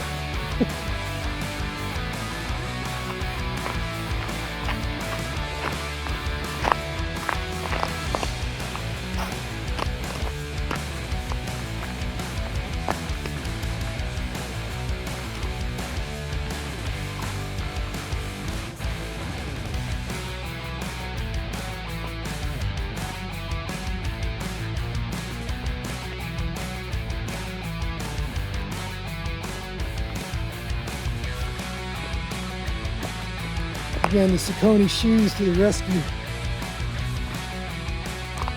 This grip like nobody's business. Whatever that means.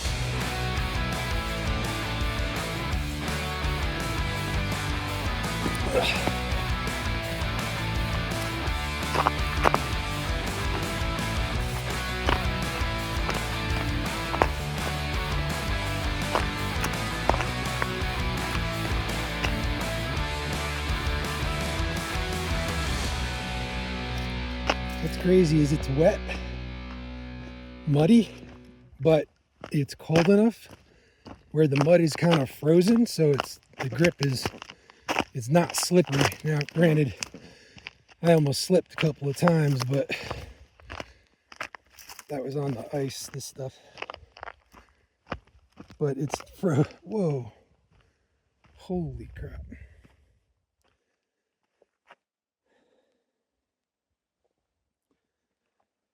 Unreal.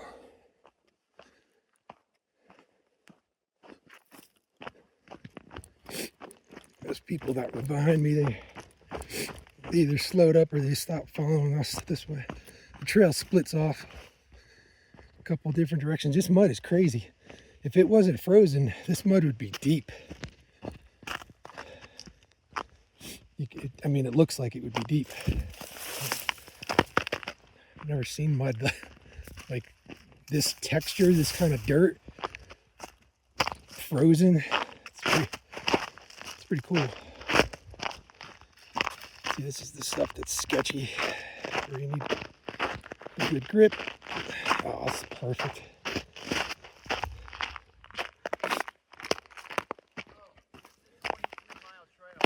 Say again? This is a 23-mile trail. Get out. Yeah. So keep going. No, I'm kidding. Oh, I thought you kind of had a destination in mind. No, we were just going. Yeah, okay. So, good, nice.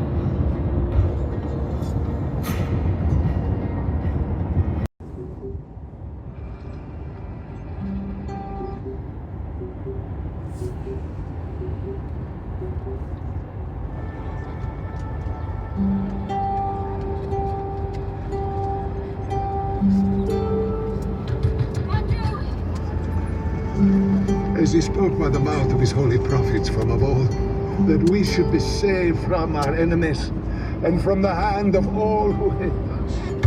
Andrew, are you home?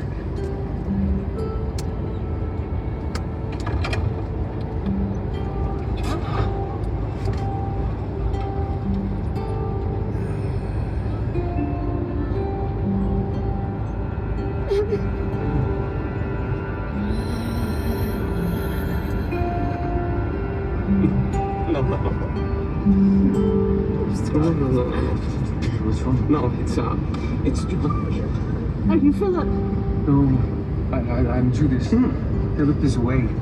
What's up, Philip? What's up, Philip? John is To show the mercy promised to our fathers.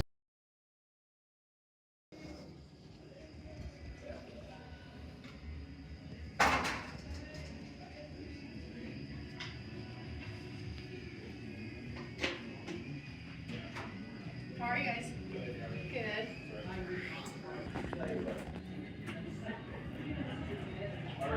Okay, perfect. You got it.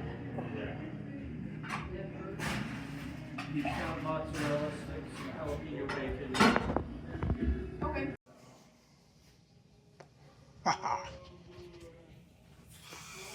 7 days later, Sunday morning.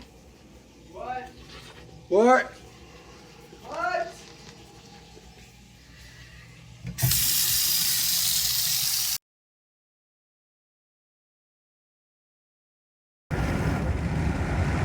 Wyoming, Sunday morning.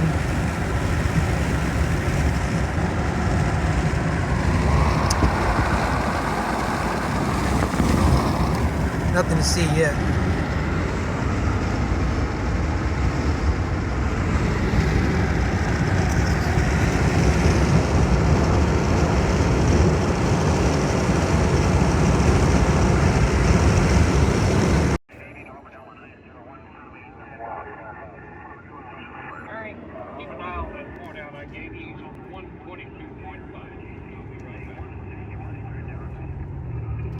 Continue for 10 miles. Aries 31 negative. The only traffic I have is a TWA Delta 11 in your 6 o'clock position, range 15 miles. As an Allegheny DC-9 in your 12 o'clock position, 50 miles. Stand by 1, I'll take a look at raw tentative. Aries 31 has traffic 2 o'clock, slightly above and descending. Aries 31, roger. I have a primary target about that position now. I have no known high altitude traffic. Stand by 1, I'll check low, over. Dick, will you check low altitude and see if they know who this is? Aries 31, the traffic's not lower than us. It's 1 o'clock now, still above me and descending. Aries 31, can you say aircraft type? Negative, Center. No distinct outline. To tell you the truth, the time is rather brilliant. That's the brightest anti-collision lights I think I've ever seen. All any white to red. Colors are a little striking. Center, this is TWA 517. Traffic now looks like extra bright landing light. I thought Aries had his landing light on. Could be a satellite. Aries 31, I have a primary target now in your 10 o'clock position. 5 here. The traffic is proceeding north eastbound, no altitude readout. Roger, Center. It's not be a problem now. He's about 1,500 feet to Albany. Wait a second. Stand by 1. Okay, Center. Aries 31, the traffic is turned. He's heading right for my windshield. We're turning right immediately and leaving flight level 350 now. Aries 31, descend, maintain flight level 310. Great, Allegheny 444, turn right 30 degrees. Get on the arc of 45th Street, down the way. See what the hell they could be testing up there. Aries jet descending to maintain flight level 310. Test operation, restricted area 2508. Aries 31, roger. Traffic is quite luminous and is exhibiting some non-ballistic motion, over. Roger, Aries 31, continue descend at your discretion, over. Okay, Center. Center pilot's discretion is approved. The traffic is approaching head-on, ultra bright, and really moving. It's right by us right now. Now, that was really close. Aries 31 is out of 340, the traffic pass. They want to report a pressure. TWA 517, do you want to report a UFO, over? Negative. We don't want to report. Aries 31, do you wish to report a UFO? Over. Negative. We want to report one of those either. Aries 31, do you wish to file a report of any kind? Over. What kind of report to file, Center? Now, with all those shutters clicking, where is the indisputable photographic evidence? Eventually. I've been in the news business for a long time, and our cameras have never been able to take a picture of a plane crash as it actually happened, or an automobile accident, and get it on the 6 o'clock news. That's right. That's right.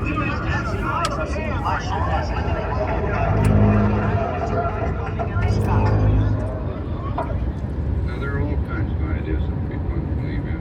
To the heliport now. And of course the transportation will be provided on the other end. I still like the flash flood on you. Where are you going to get the water? We got about 2 inches of rain in the last 6 We can do a survey of dams and reservoirs and tell them what's going to burst. Besides that, there's not enough water in those reservoirs. Wait, contaminated water. Makes people drop. Disease. In 13 miles, turn left onto Wyoming 50 North. Nobody's going to believe a plague in this town. Wait a minute, that's good. That's good. I like that. Create a panic. But it may not evacuate everything. There's always some joker who thinks he's immune. What I need is something so scary it'll clear 300 square miles of every living Christian soul.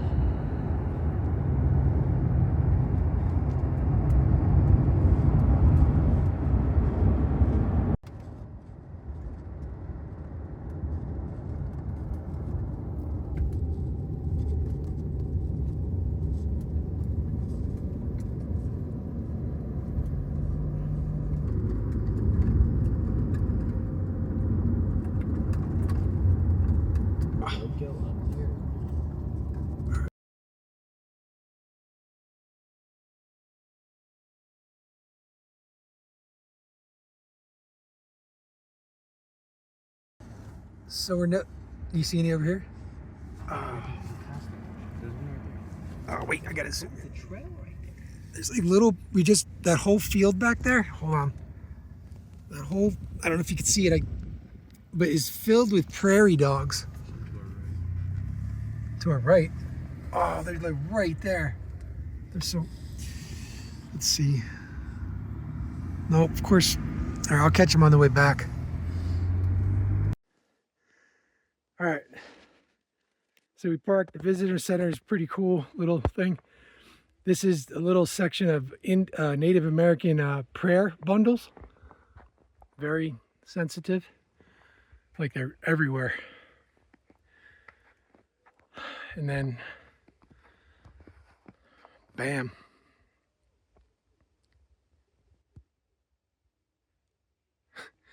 And if you listen real close,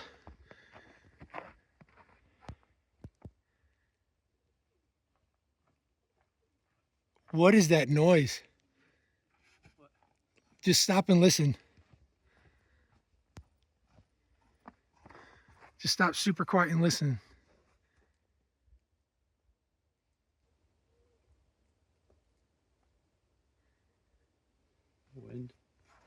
Sounds like owls or birds. The wind. It's deeper. It's kind of like owls, but not really.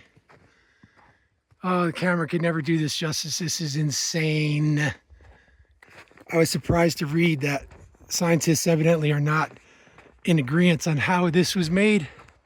The overall agreement is what I've always thought, I remember hearing, is basically used to be what I consider a volcano that died and the dirt around it eroded away.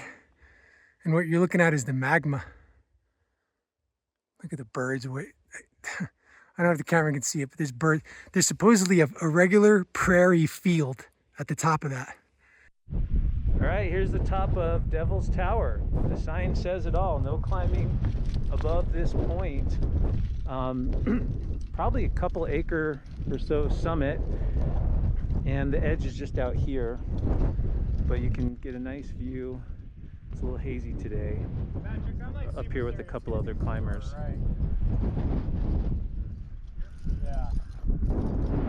Just a nice view from the top. This is the Missouri Buttes over here, another intrusion similar to Devil's Tower. There's actually someone up here in a tent. There's a tent just below me, that white thing. So someone has hauled up a tent to camp up here. But you can see some, again, the Triassic rocks down in the valley. Just a beautiful part of the country.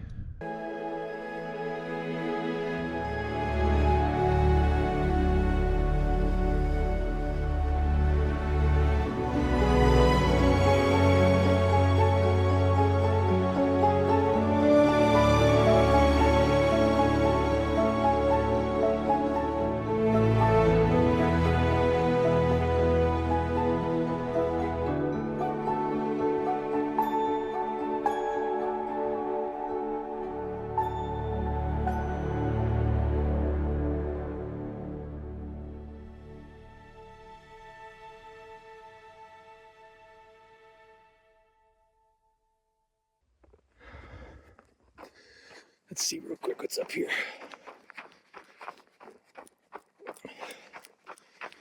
Once again, though, we're kind of in a rush. This whole thing has been like kind of rush, this whole trip. But a couple of trails, I think, around it. I think I saw like a 2.4 and a 1 point something.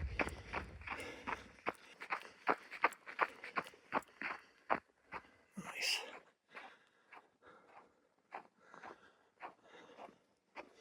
Oh, how did the tower form?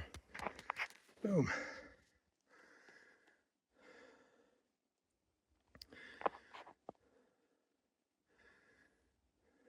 Oh, I gotta see where this goes.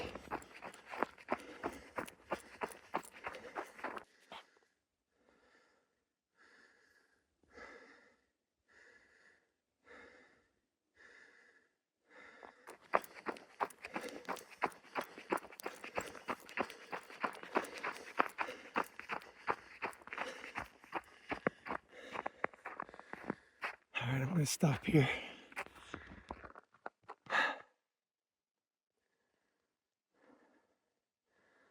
Very cool. Let me actually see if I can get a little closer over here.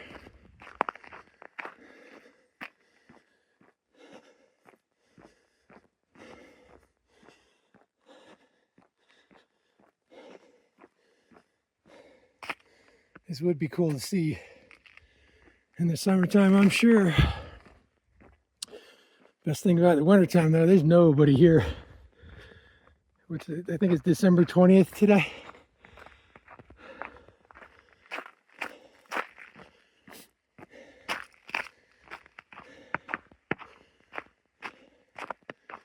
All right, this is where we'll turn around for sure. Let me officially climb one of the boulders here. I'm not sure if I'm allowed to, but not going too far.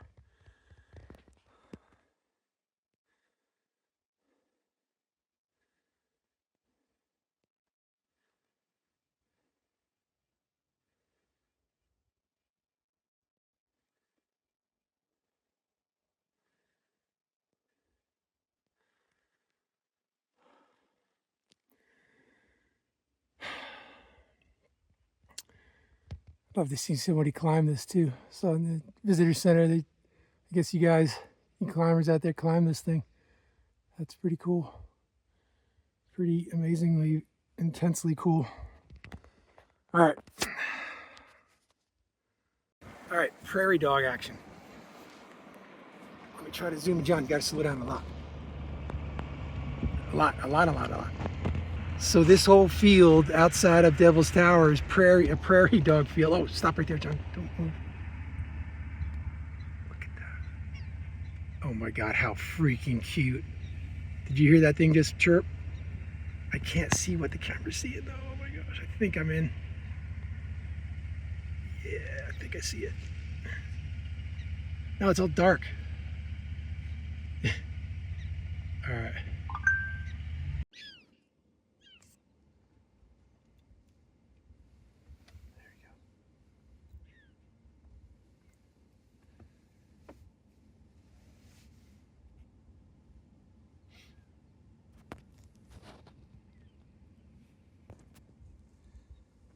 All right, start it up.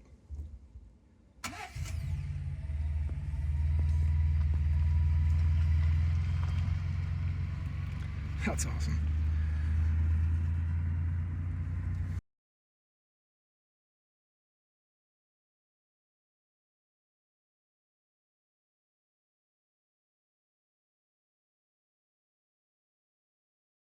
A 66-yard drive taking 5:04 off the clock, and you're just watching the season. Parker Washington really develop into just a fun player with punt return touchdowns, the ability to catch that contested ball in the end zone.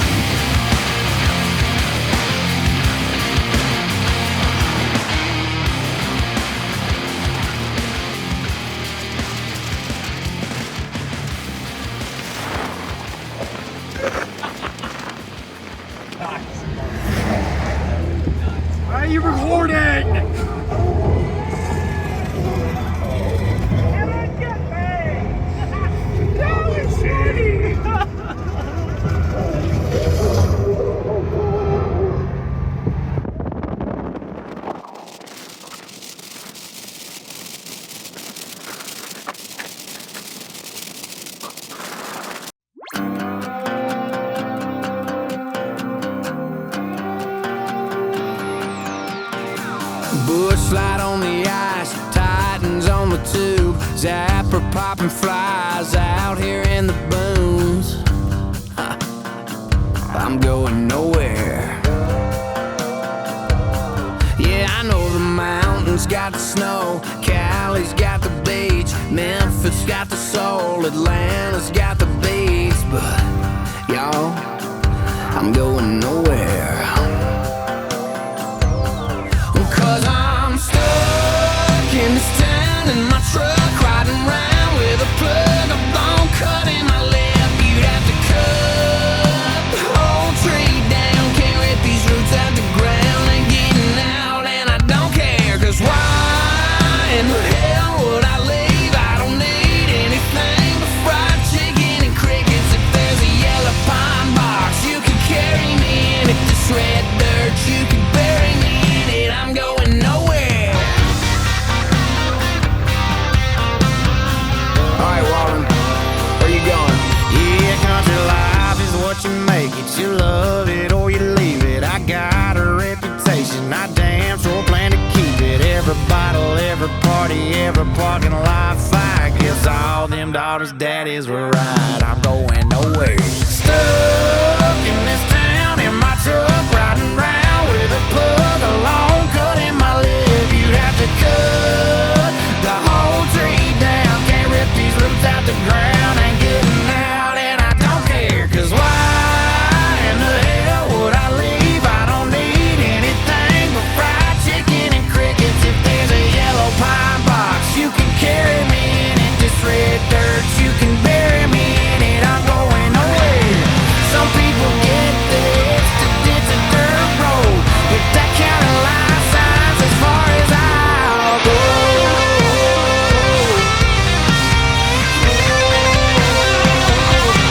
'Cause I'm stuck in this town in my truck, riding around with a plug, a long cut in my lip. You'd have to cut the whole tree down, can't rip these roots out the ground. Ain't getting out and I don't care, 'cause why in the hell would I leave? I don't need anything but fried chicken and crickets. If there's a yellow pine box, you can carry me in it. This red dirt, you can bury me in it. I'm going nowhere. Going nowhere. Yo, I'm going nowhere. Guess all them daughters' daddies are right. I'm going nowhere.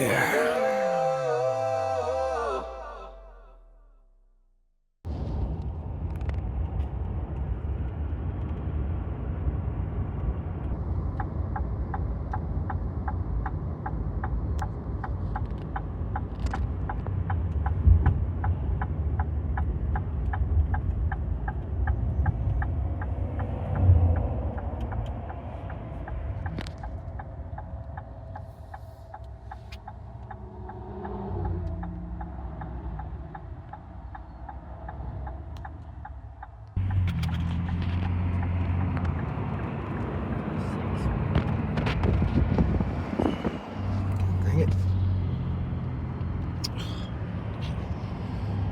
It's too bright.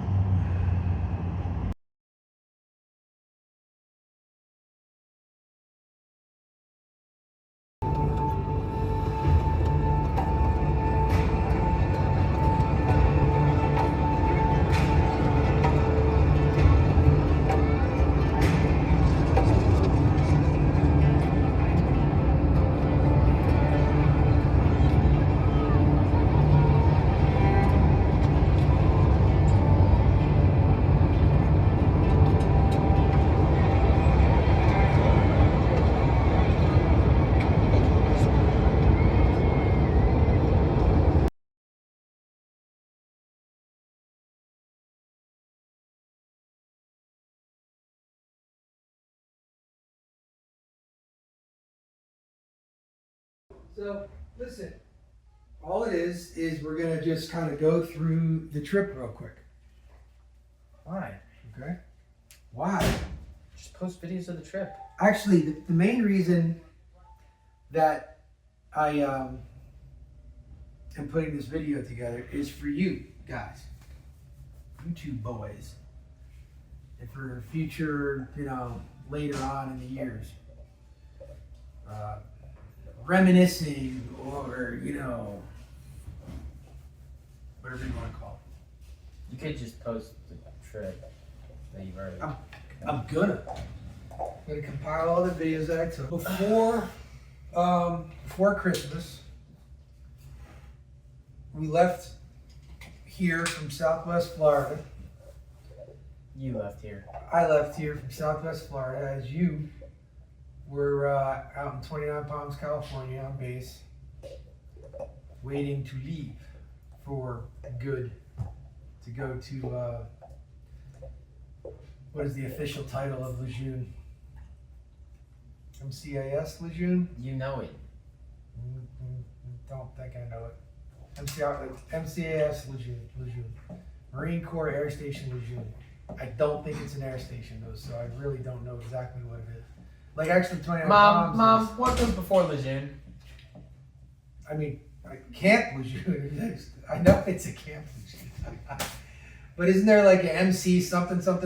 No, it's Camp Lejeune. Okay. It's not an air station. I know that. Anyway, so on that note, your brother at an air station in Beaufort hopped on a plane the day after I left. So I left Sunday morning, and he left Wednesday morning, so it wasn't the day after. So I drove all day Sunday, left here Southwest Florida. I got up to somewhere in Alabama, and we were dealing with like cold fronts and stuff. And so out of the 2 weeks, including driving through Wyoming and Minnesota, Mom, kind of noisy. Keep going. Keep going. So I left here. That's great for the video. It's called editing. So that's going to be edited out now. Right. It's funny. Okay. Okay. She's not in it, so it's fine. Drove all day Sunday, just by myself, rented a truck, the brand new, the Ford Expedition had, it was, I'm sure 2025, had like 30,000 miles on it. It was awesome. The thing practically drove itself. But somewhere in Alabama, I landed Sunday night and slept in the truck and super full of anxiety. I didn't think the thing was going to start the next morning just because it was so cold. And, anxiety just because it was just me and what if, worry, but, and what was the other thing? There's something else. Anyway, everything was fine the next morning. Oh, the tires. Yeah, so as it started getting colder, especially the right rear tire was a little bit lower than all the other tires, but it was the one to first trigger the low tire pressure light. Mom's making fun of you. Of course she is, because that's what she should be here in the video. No. Anyway, got up next morning, everything was great. Head out. Monday, now it's a Monday. What is this for again? A big video. Why is it going to be public? No one cares. Oh, I know that. You don't even make public. That's all right. We're experimenting. Made it to, so where did I make it to? I think I made it to Lubbock, Texas. You're taking too long. By Monday night. Lubbock, Texas. You can sit over here. You need to get to the point. The camera's not picking up the red chair. This is the point. Like, we're talking about the whole trip. I already know about the whole trip. I know you do. Actually, it's cool that you're kind of off camera right there, so we can look at you instead of looking straight at the camera. You can like do dancing right now. I haven't looked at the camera one time. Signs and excellent. Okay, so Monday night, I get to Lubbock, Texas. Where did I go? Oh, I wanted to stop, get you a Dallas number 12 jersey. You never did it. Part of Christmas presents. Didn't happen. Truck's packed, by the way. Anyway, slept in the truck though the first 2 nights. I like that. That was crazy. At Love's. At Love's, good old Love's truck stop. This is hard to listen to. Love the Love's truck stop. Please be patient. I'm still sitting here. I know. It's almost over. Left Tuesday morning. Still kind of cold Tuesday morning. By the way, why did you go to Lubbock, Texas? Why did you pick Lubbock, Texas? Do you guys know why?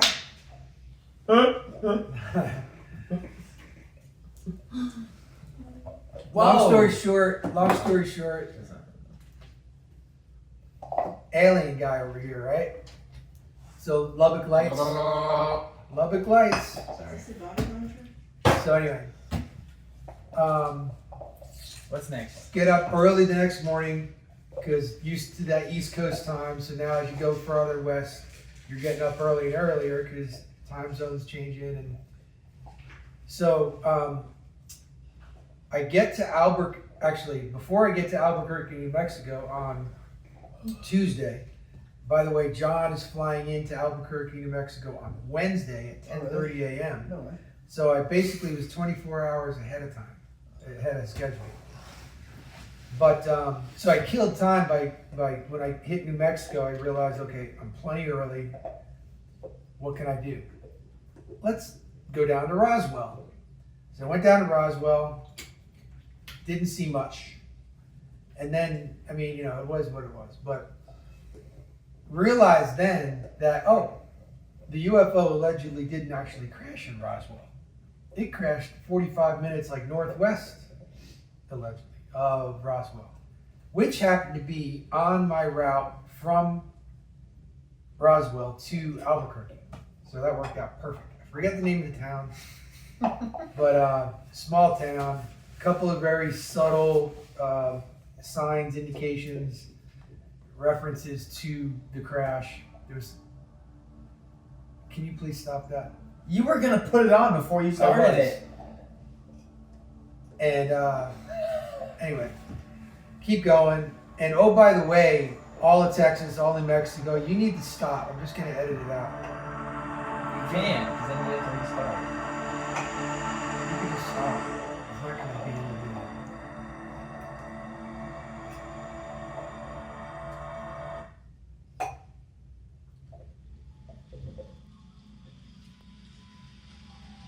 Thanks for wasting time. Really appreciate it. How are you gonna talk about the entire thing? Waiting. It would go a lot quicker if she'd stop fucking around with the noise. Wow, rude. Picked him up, drove, couldn't believe that along the interstate, 8 miles off it was Meteor Crater. That was cool. All right, now we get to the good stuff. Picking up the rest of the fan and stuff like that. So we push. Sorry, I just thought of something else. Oh yeah? What Completely unrelated. Okay. You don't want to share? I'll share. You should really share. We went to this is in Balboa Park. You want to share for the Of video? what park? This is in California. Okay. It's Halloween. Are you gonna edit this out? Sure. Please. And we're at this haunted trail. I was making her go in front of me so she would actually get scared of the stuff. And one of the little rooms was like just this big black inflated things. You have to walk through. She getting squeezed by inflated things and only your shoulders and up. And it's super foggy and you can't see anything. Also, is the knee blocking your face? I don't know. It might be. And the something from under the inflatable where you can't see grabs her foot and she just drops to the floor. It doesn't move. It was so funny. I had to pick her up. Dude, let's go. We gotta go. So it was really funny. She played you there. It was so funny. Cool. So anyway, when did we get to you? I don't know.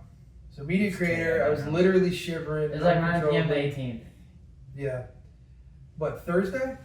I think it was, no, Wednesday night. Of course, that was Wednesday night because I picked up John Wednesday. Get there pretty late Wednesday night. Got there dark and all that. Super tired, check into the hotel, the inn of the core, or inns of the core, the hotel on base, as Mom has always said. One of the best hotels anywhere. They will make any hotel out there just cry. Friday morning. Was it Friday? No. So now we had all day Thursday to do what we wanted to do, and kind of sometimes needed to do at the base. Took our time. Went to Joshua Tree though. So now we finally start getting to some really cool stuff. You took us to Joshua Tree. You want to talk about it? Just walk around. All of Joshua Tree? How big is Joshua Tree? Is it a national park or state park or what is it? It's a national park. Is it national? Okay. It was definitely freaking awesome. You know, rock formations and all that. Big spider. Had to be this big, right? On the rock that you got video of? Did you send me that video yet? I think so. I think it was kind of tiny. I thought we were making nachos. Who's Art? It was cool though. Very cool. And then you took, and that was only in what, first not even a mile in from the base entrance. Then you just took us through all of, like we kept going through the park, I guess, and to the other, is there only two like exits and entrances? So we went to the other one all the way around. We were trying to kill gas. Why, let's not mention why we were trying to kill all the gas. So we could weigh the truck empty. Okay, because they tell you to do that. Do what? Yeah. Weigh the truck and empty. So we got it as low as possible. What are you doing? And Downtown. Mom said, "Show this social butterfly here is. I can't believe she creates videos with the camera like this right in her face. Facts. But she's afraid right now to be on this video. Facts. Did you see her last post of today or yesterday? I did not. She had her little outfit that she was advertising. Don't shake the camera. She's like in the mirror. Oh really? She posted it. It wasn't for the store. Yes, I was sending it to Barb, who. But you posted it on your Instagram. I did because it was funny. I was like. So we did that. You introduced us to. Do you see the seconds clicking? Don't touch the phone first, please. But the seconds are clicking like it's playing, like it's recording, right? Mm-hmm. What was the name of the burrito place that you took us to? Castaneda's. Castaneda's? Wow. Castaneda's. Castaneda's. A little pricey, as is everything, but outstanding burritos and stuff. Oh, you might be on camera, Mom. What else significant did we do? Just the base alone though was awesome. 29 Palms, dude. By the way, and this is from like I was never in the military. Is it that bad? Is 29 Palms really that bad? No. I mean, for activities, yeah. Okay. Dude, you got a lot of stuff on base though to do. Like what? Like what? Not the easier question is what isn't there? Mountain biking. Okay. Even that you could. Well, yeah. You got a little. Okay. Compared to Big Bear, I'm with you, or wherever you went. Other than mountain biking, you got multiple gyms, multiple fields, multiple just space galore to run, whatever, ride regular bicycles, not mountain biking, but movie theaters, bowling alleys, restaurants. What else? Again, plenty of gyms. What else? I know. It's not, could be better, could be worse, but it's not as bad as they make it sound. It's not like you're stuck in the middle of the desert with nothing to do. That's just my opinion. From somebody who never lived there. You didn't seem to have that hard of a time with it though, is what I'm saying. Because I made the drive to go do things. So you would drive like 2-3 hours to do things. Yeah. You'd go to San Diego. You'd go to, where'd you go mountain biking? At Big Bear or somewhere? In San Diego too? They have mountain biking in San Diego? That you went to? I mean, okay. But Big Bear's awesome, right? All right. Anyway, so we weigh in the truck, empty. Next morning. So now it's Friday morning. Now we are at the official second leg of what I consider the second leg of this whole big trip. We've got both boys. We're weighed in. We're officially checked out at 29 Palms. We've got his orders and everything like that. everything's official. We are off. The plan was to, in general, well, first of all, there was no very specific plan. The high level plan was just obviously to get to Minnesota within 2 or 3 days. We didn't know exactly how long it would take. If we found or wanted to stop and do things like, and really take our time doing things, maybe at other parks where we would have stretched out to 4 days, but now we're delaying seeing the rest of the family. John, though, had never been out west. Before he even landed in Albuquerque, he was blown away at the landscape. Never been out west that he remembered. Blow through Las Vegas because, man, just nothing caught our eye. We were not trying to do the city thing at all in any way, shape, or form. We wanted nature, right? We get to St. George, Utah. Blow through St. George, Utah. Get to Zion, same day. This is Friday. Hardly anybody there. Key, go to these national parks in the winter. Nobody's there. I mean, there was people there, but not like the summertime, right? Still just as epic. Zion was awesome. At one point, we had to use the restroom at Zion, and so there was a rest stop along the windy kind of road that goes through it. Stopped at that. We thought that was going to be it. We went into the restrooms at different times. Jake and I basically come out of the restroom at a certain point. No sign of John. Where's John? We're looking around. Jake's like, what? Way the hell off trail, off of the rest stop, off of the road. I don't know. I'll be dramatic and say 1/8 of a mile that way, across this dry riverbed and all that, is John in the woods. So of course I then go towards him, start walking, video that, and all of a sudden a half hour goes by. Didn't see any wildlife, of course, but it was cool. Get to the truck, Jake hops in, starts driving, and we're like complaining that where's all the wildlife, like anything, like an eagle or something. And the next thing you know, Jake starts flipping out, like look, as he's driving. And so then, like literally 3-4 turns, away, and there was this pack of what is it, desert bighorn sheep? At least 30 of them. Half hour goes by there. That was epic. I video that.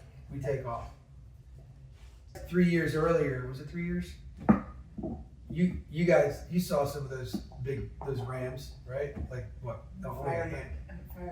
Fire Valley. Fire Valley was in Utah or Nevada? Nevada. We almost turned around and went back and kept on, I think, I-15 towards Salt Lake City, but instead we kept on going through Zion, which was cool because then 20 minutes after that, when we left Zion, kind of got to a flatter kind of normal area, and all of a sudden we saw, was it bison? I think they were bison. So that was cool though. That was enough to make us stop and look. So kept going. Now sun's going down. So we make it to Bryce Canyon. It was night. We were tired. We were hungry. It was cold. Yeah, that was the first night when it was starting to get cold. Big old Best Western. Ate dinner at the lodge. That was interesting. So before we take off the next morning, we drove into Bryce Canyon. The main road is basically, I think, a dead end, and we went to that dead end. And that's where we got out, took video. We went for a small hike. That is when you said today that you forgot saying it, or you don't remember saying it, but you were like, we've got to come back here and go off-road camping, off-trail camping, or whatever that is. But, so that was cool. It was cold. What do you think about it? It was great. You guys loved it. You don't remember? It was great. See, this is the thing. This is why I took these videos. I remember. You forget, right? You remember. It was You loved it. You guys loved it. Did we see wildlife at all? Everything was big though. Squirrels were big, birds were big. Bit off a little more than we could chew, by the way, with the trail. They found a trail. Trails everywhere. Tens of miles of trails to hike. Bryce can't, I absolutely want to go back. And we only went, I'll say, 1/8 of a mile and down. Of course, we knew as we were going down this thing, all eager, you're gonna have to come back up. But anyway, took off. So now it is Saturday morning. I don't think we had enough time to get to Casper. We had to stay in a town before that. At this point, I'm like, where's the Best Westerns? So we booked the Best Westerns the rest of the trip. You were saying you wanted to sleep in the truck. Wouldn't have had room like I had the first 2 nights lying down in the back of the truck. But, so anyway, get to some town in Wyoming. Now it's really cold, like freezing. Outstanding Best Western in whatever town we were in Wyoming. It was just so awesome and old. Everything was just old school. You felt like you were in the 80s, you know, sometimes like this little lounge. Food was actually awesome. All we got was a big burger. Got up the next morning, an hour later, sun comes up. This is Sunday. Our goal then was to not only get to Devil's Tower, Wyoming, Monument, Devil's Tower, Monument, Close Encounters of the Third Kind movie, all that. Best movie of all time, just saying. What was the biggest thing you remember about the monument? The biggest thing about the monument? The most significant thing, something that sticks out in your mind, other than hurling snowballs at us. Things hanging on the trees, the prayer things. Yep. The Indian prayer beads. Wonder who they were praying to. We were only there about what felt like 45 minutes. And it was awesome. We of course had to listen to Close Encounters of the Third Kind as we were driving up to the monument. The movie ended about 20 minutes, 15 minutes before we actually got to the entrance. Take off, South Dakota. So South Dakota, that drive, was that an exciting drive? That was so boring. Like you would drive an hour and then another hour and you'd be like, I just saw this. Okay. Along the interstate, Uncle and Grandma showed up Monday, so we didn't have to go pick them up from the Minnesota airport. Love that airport.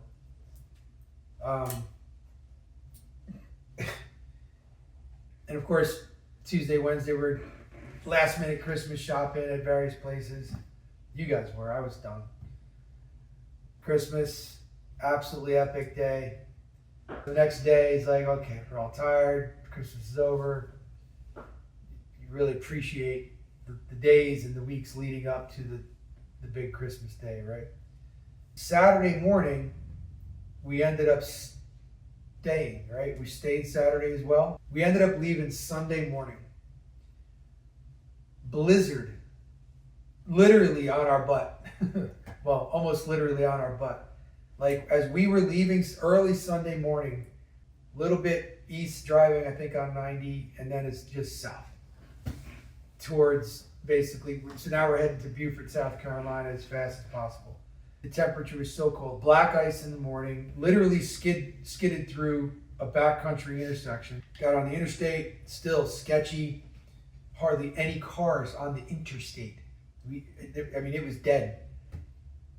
And we could see the temperature on the display forecasting the future temperature every hour, and 10 degrees lower, 10 degrees lower, 10 degrees lower. This storm was coming. What was it, 3 hours later? And so you were supposed to leave Saturday, but you waited till Sunday right after we left. And you left right before they got snowed in at the house, right? To the point where the plows in the county were told to stop plowing, like for 24 hours. Left, and literally this blizzard was following us south. We were just fast enough where we were getting ahead of it on Sunday as we drove. We made it all the way down to Nashville, Tennessee, went through, drove about a half hour more towards the east, got another Best Western. Temperature was like 60, maybe 65 degrees, right? Next morning,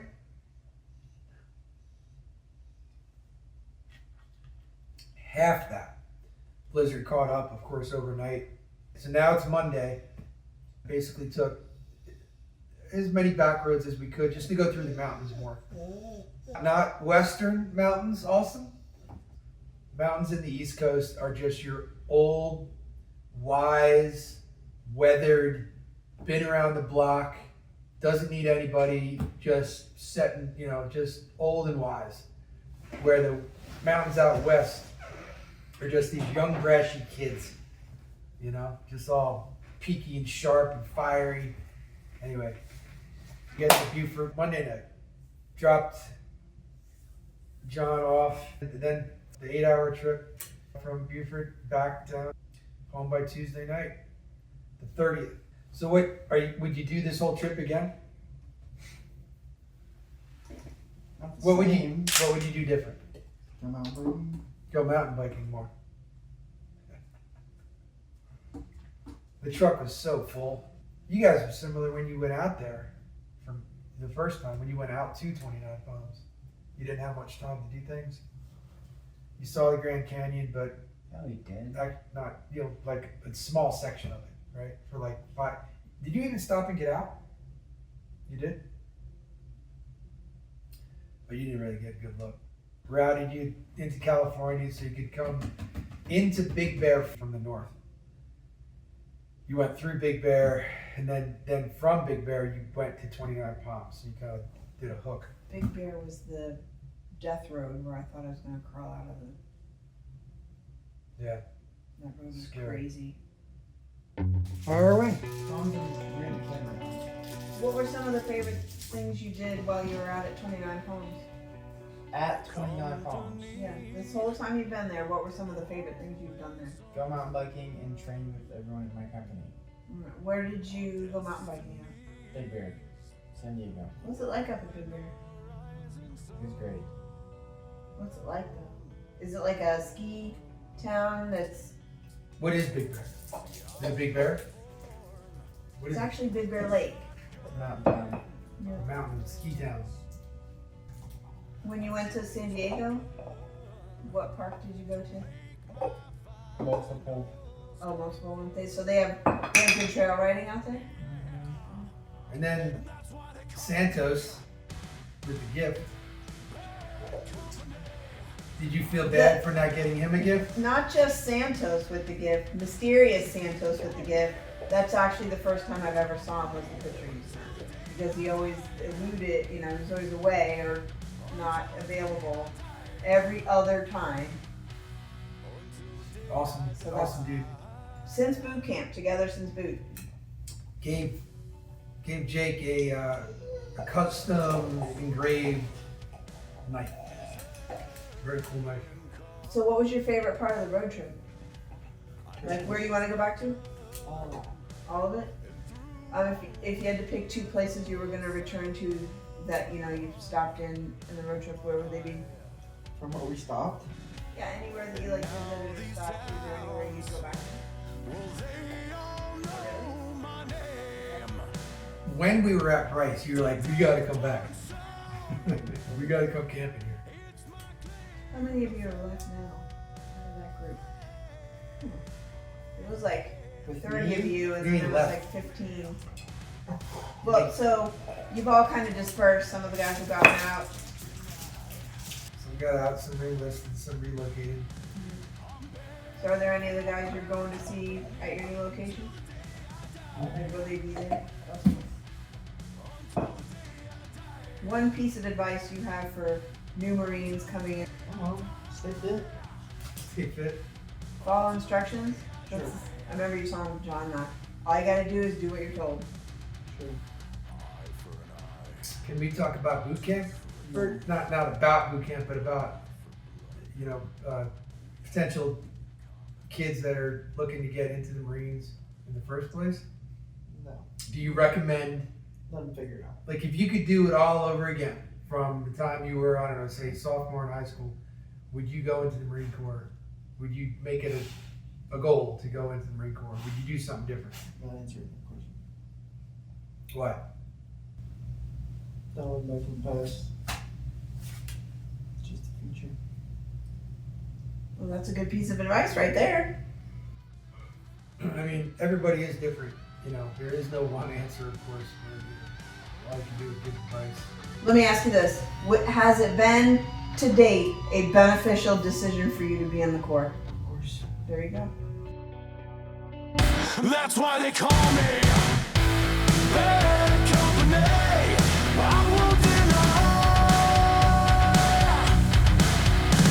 I'm bad, bad company till the day I die.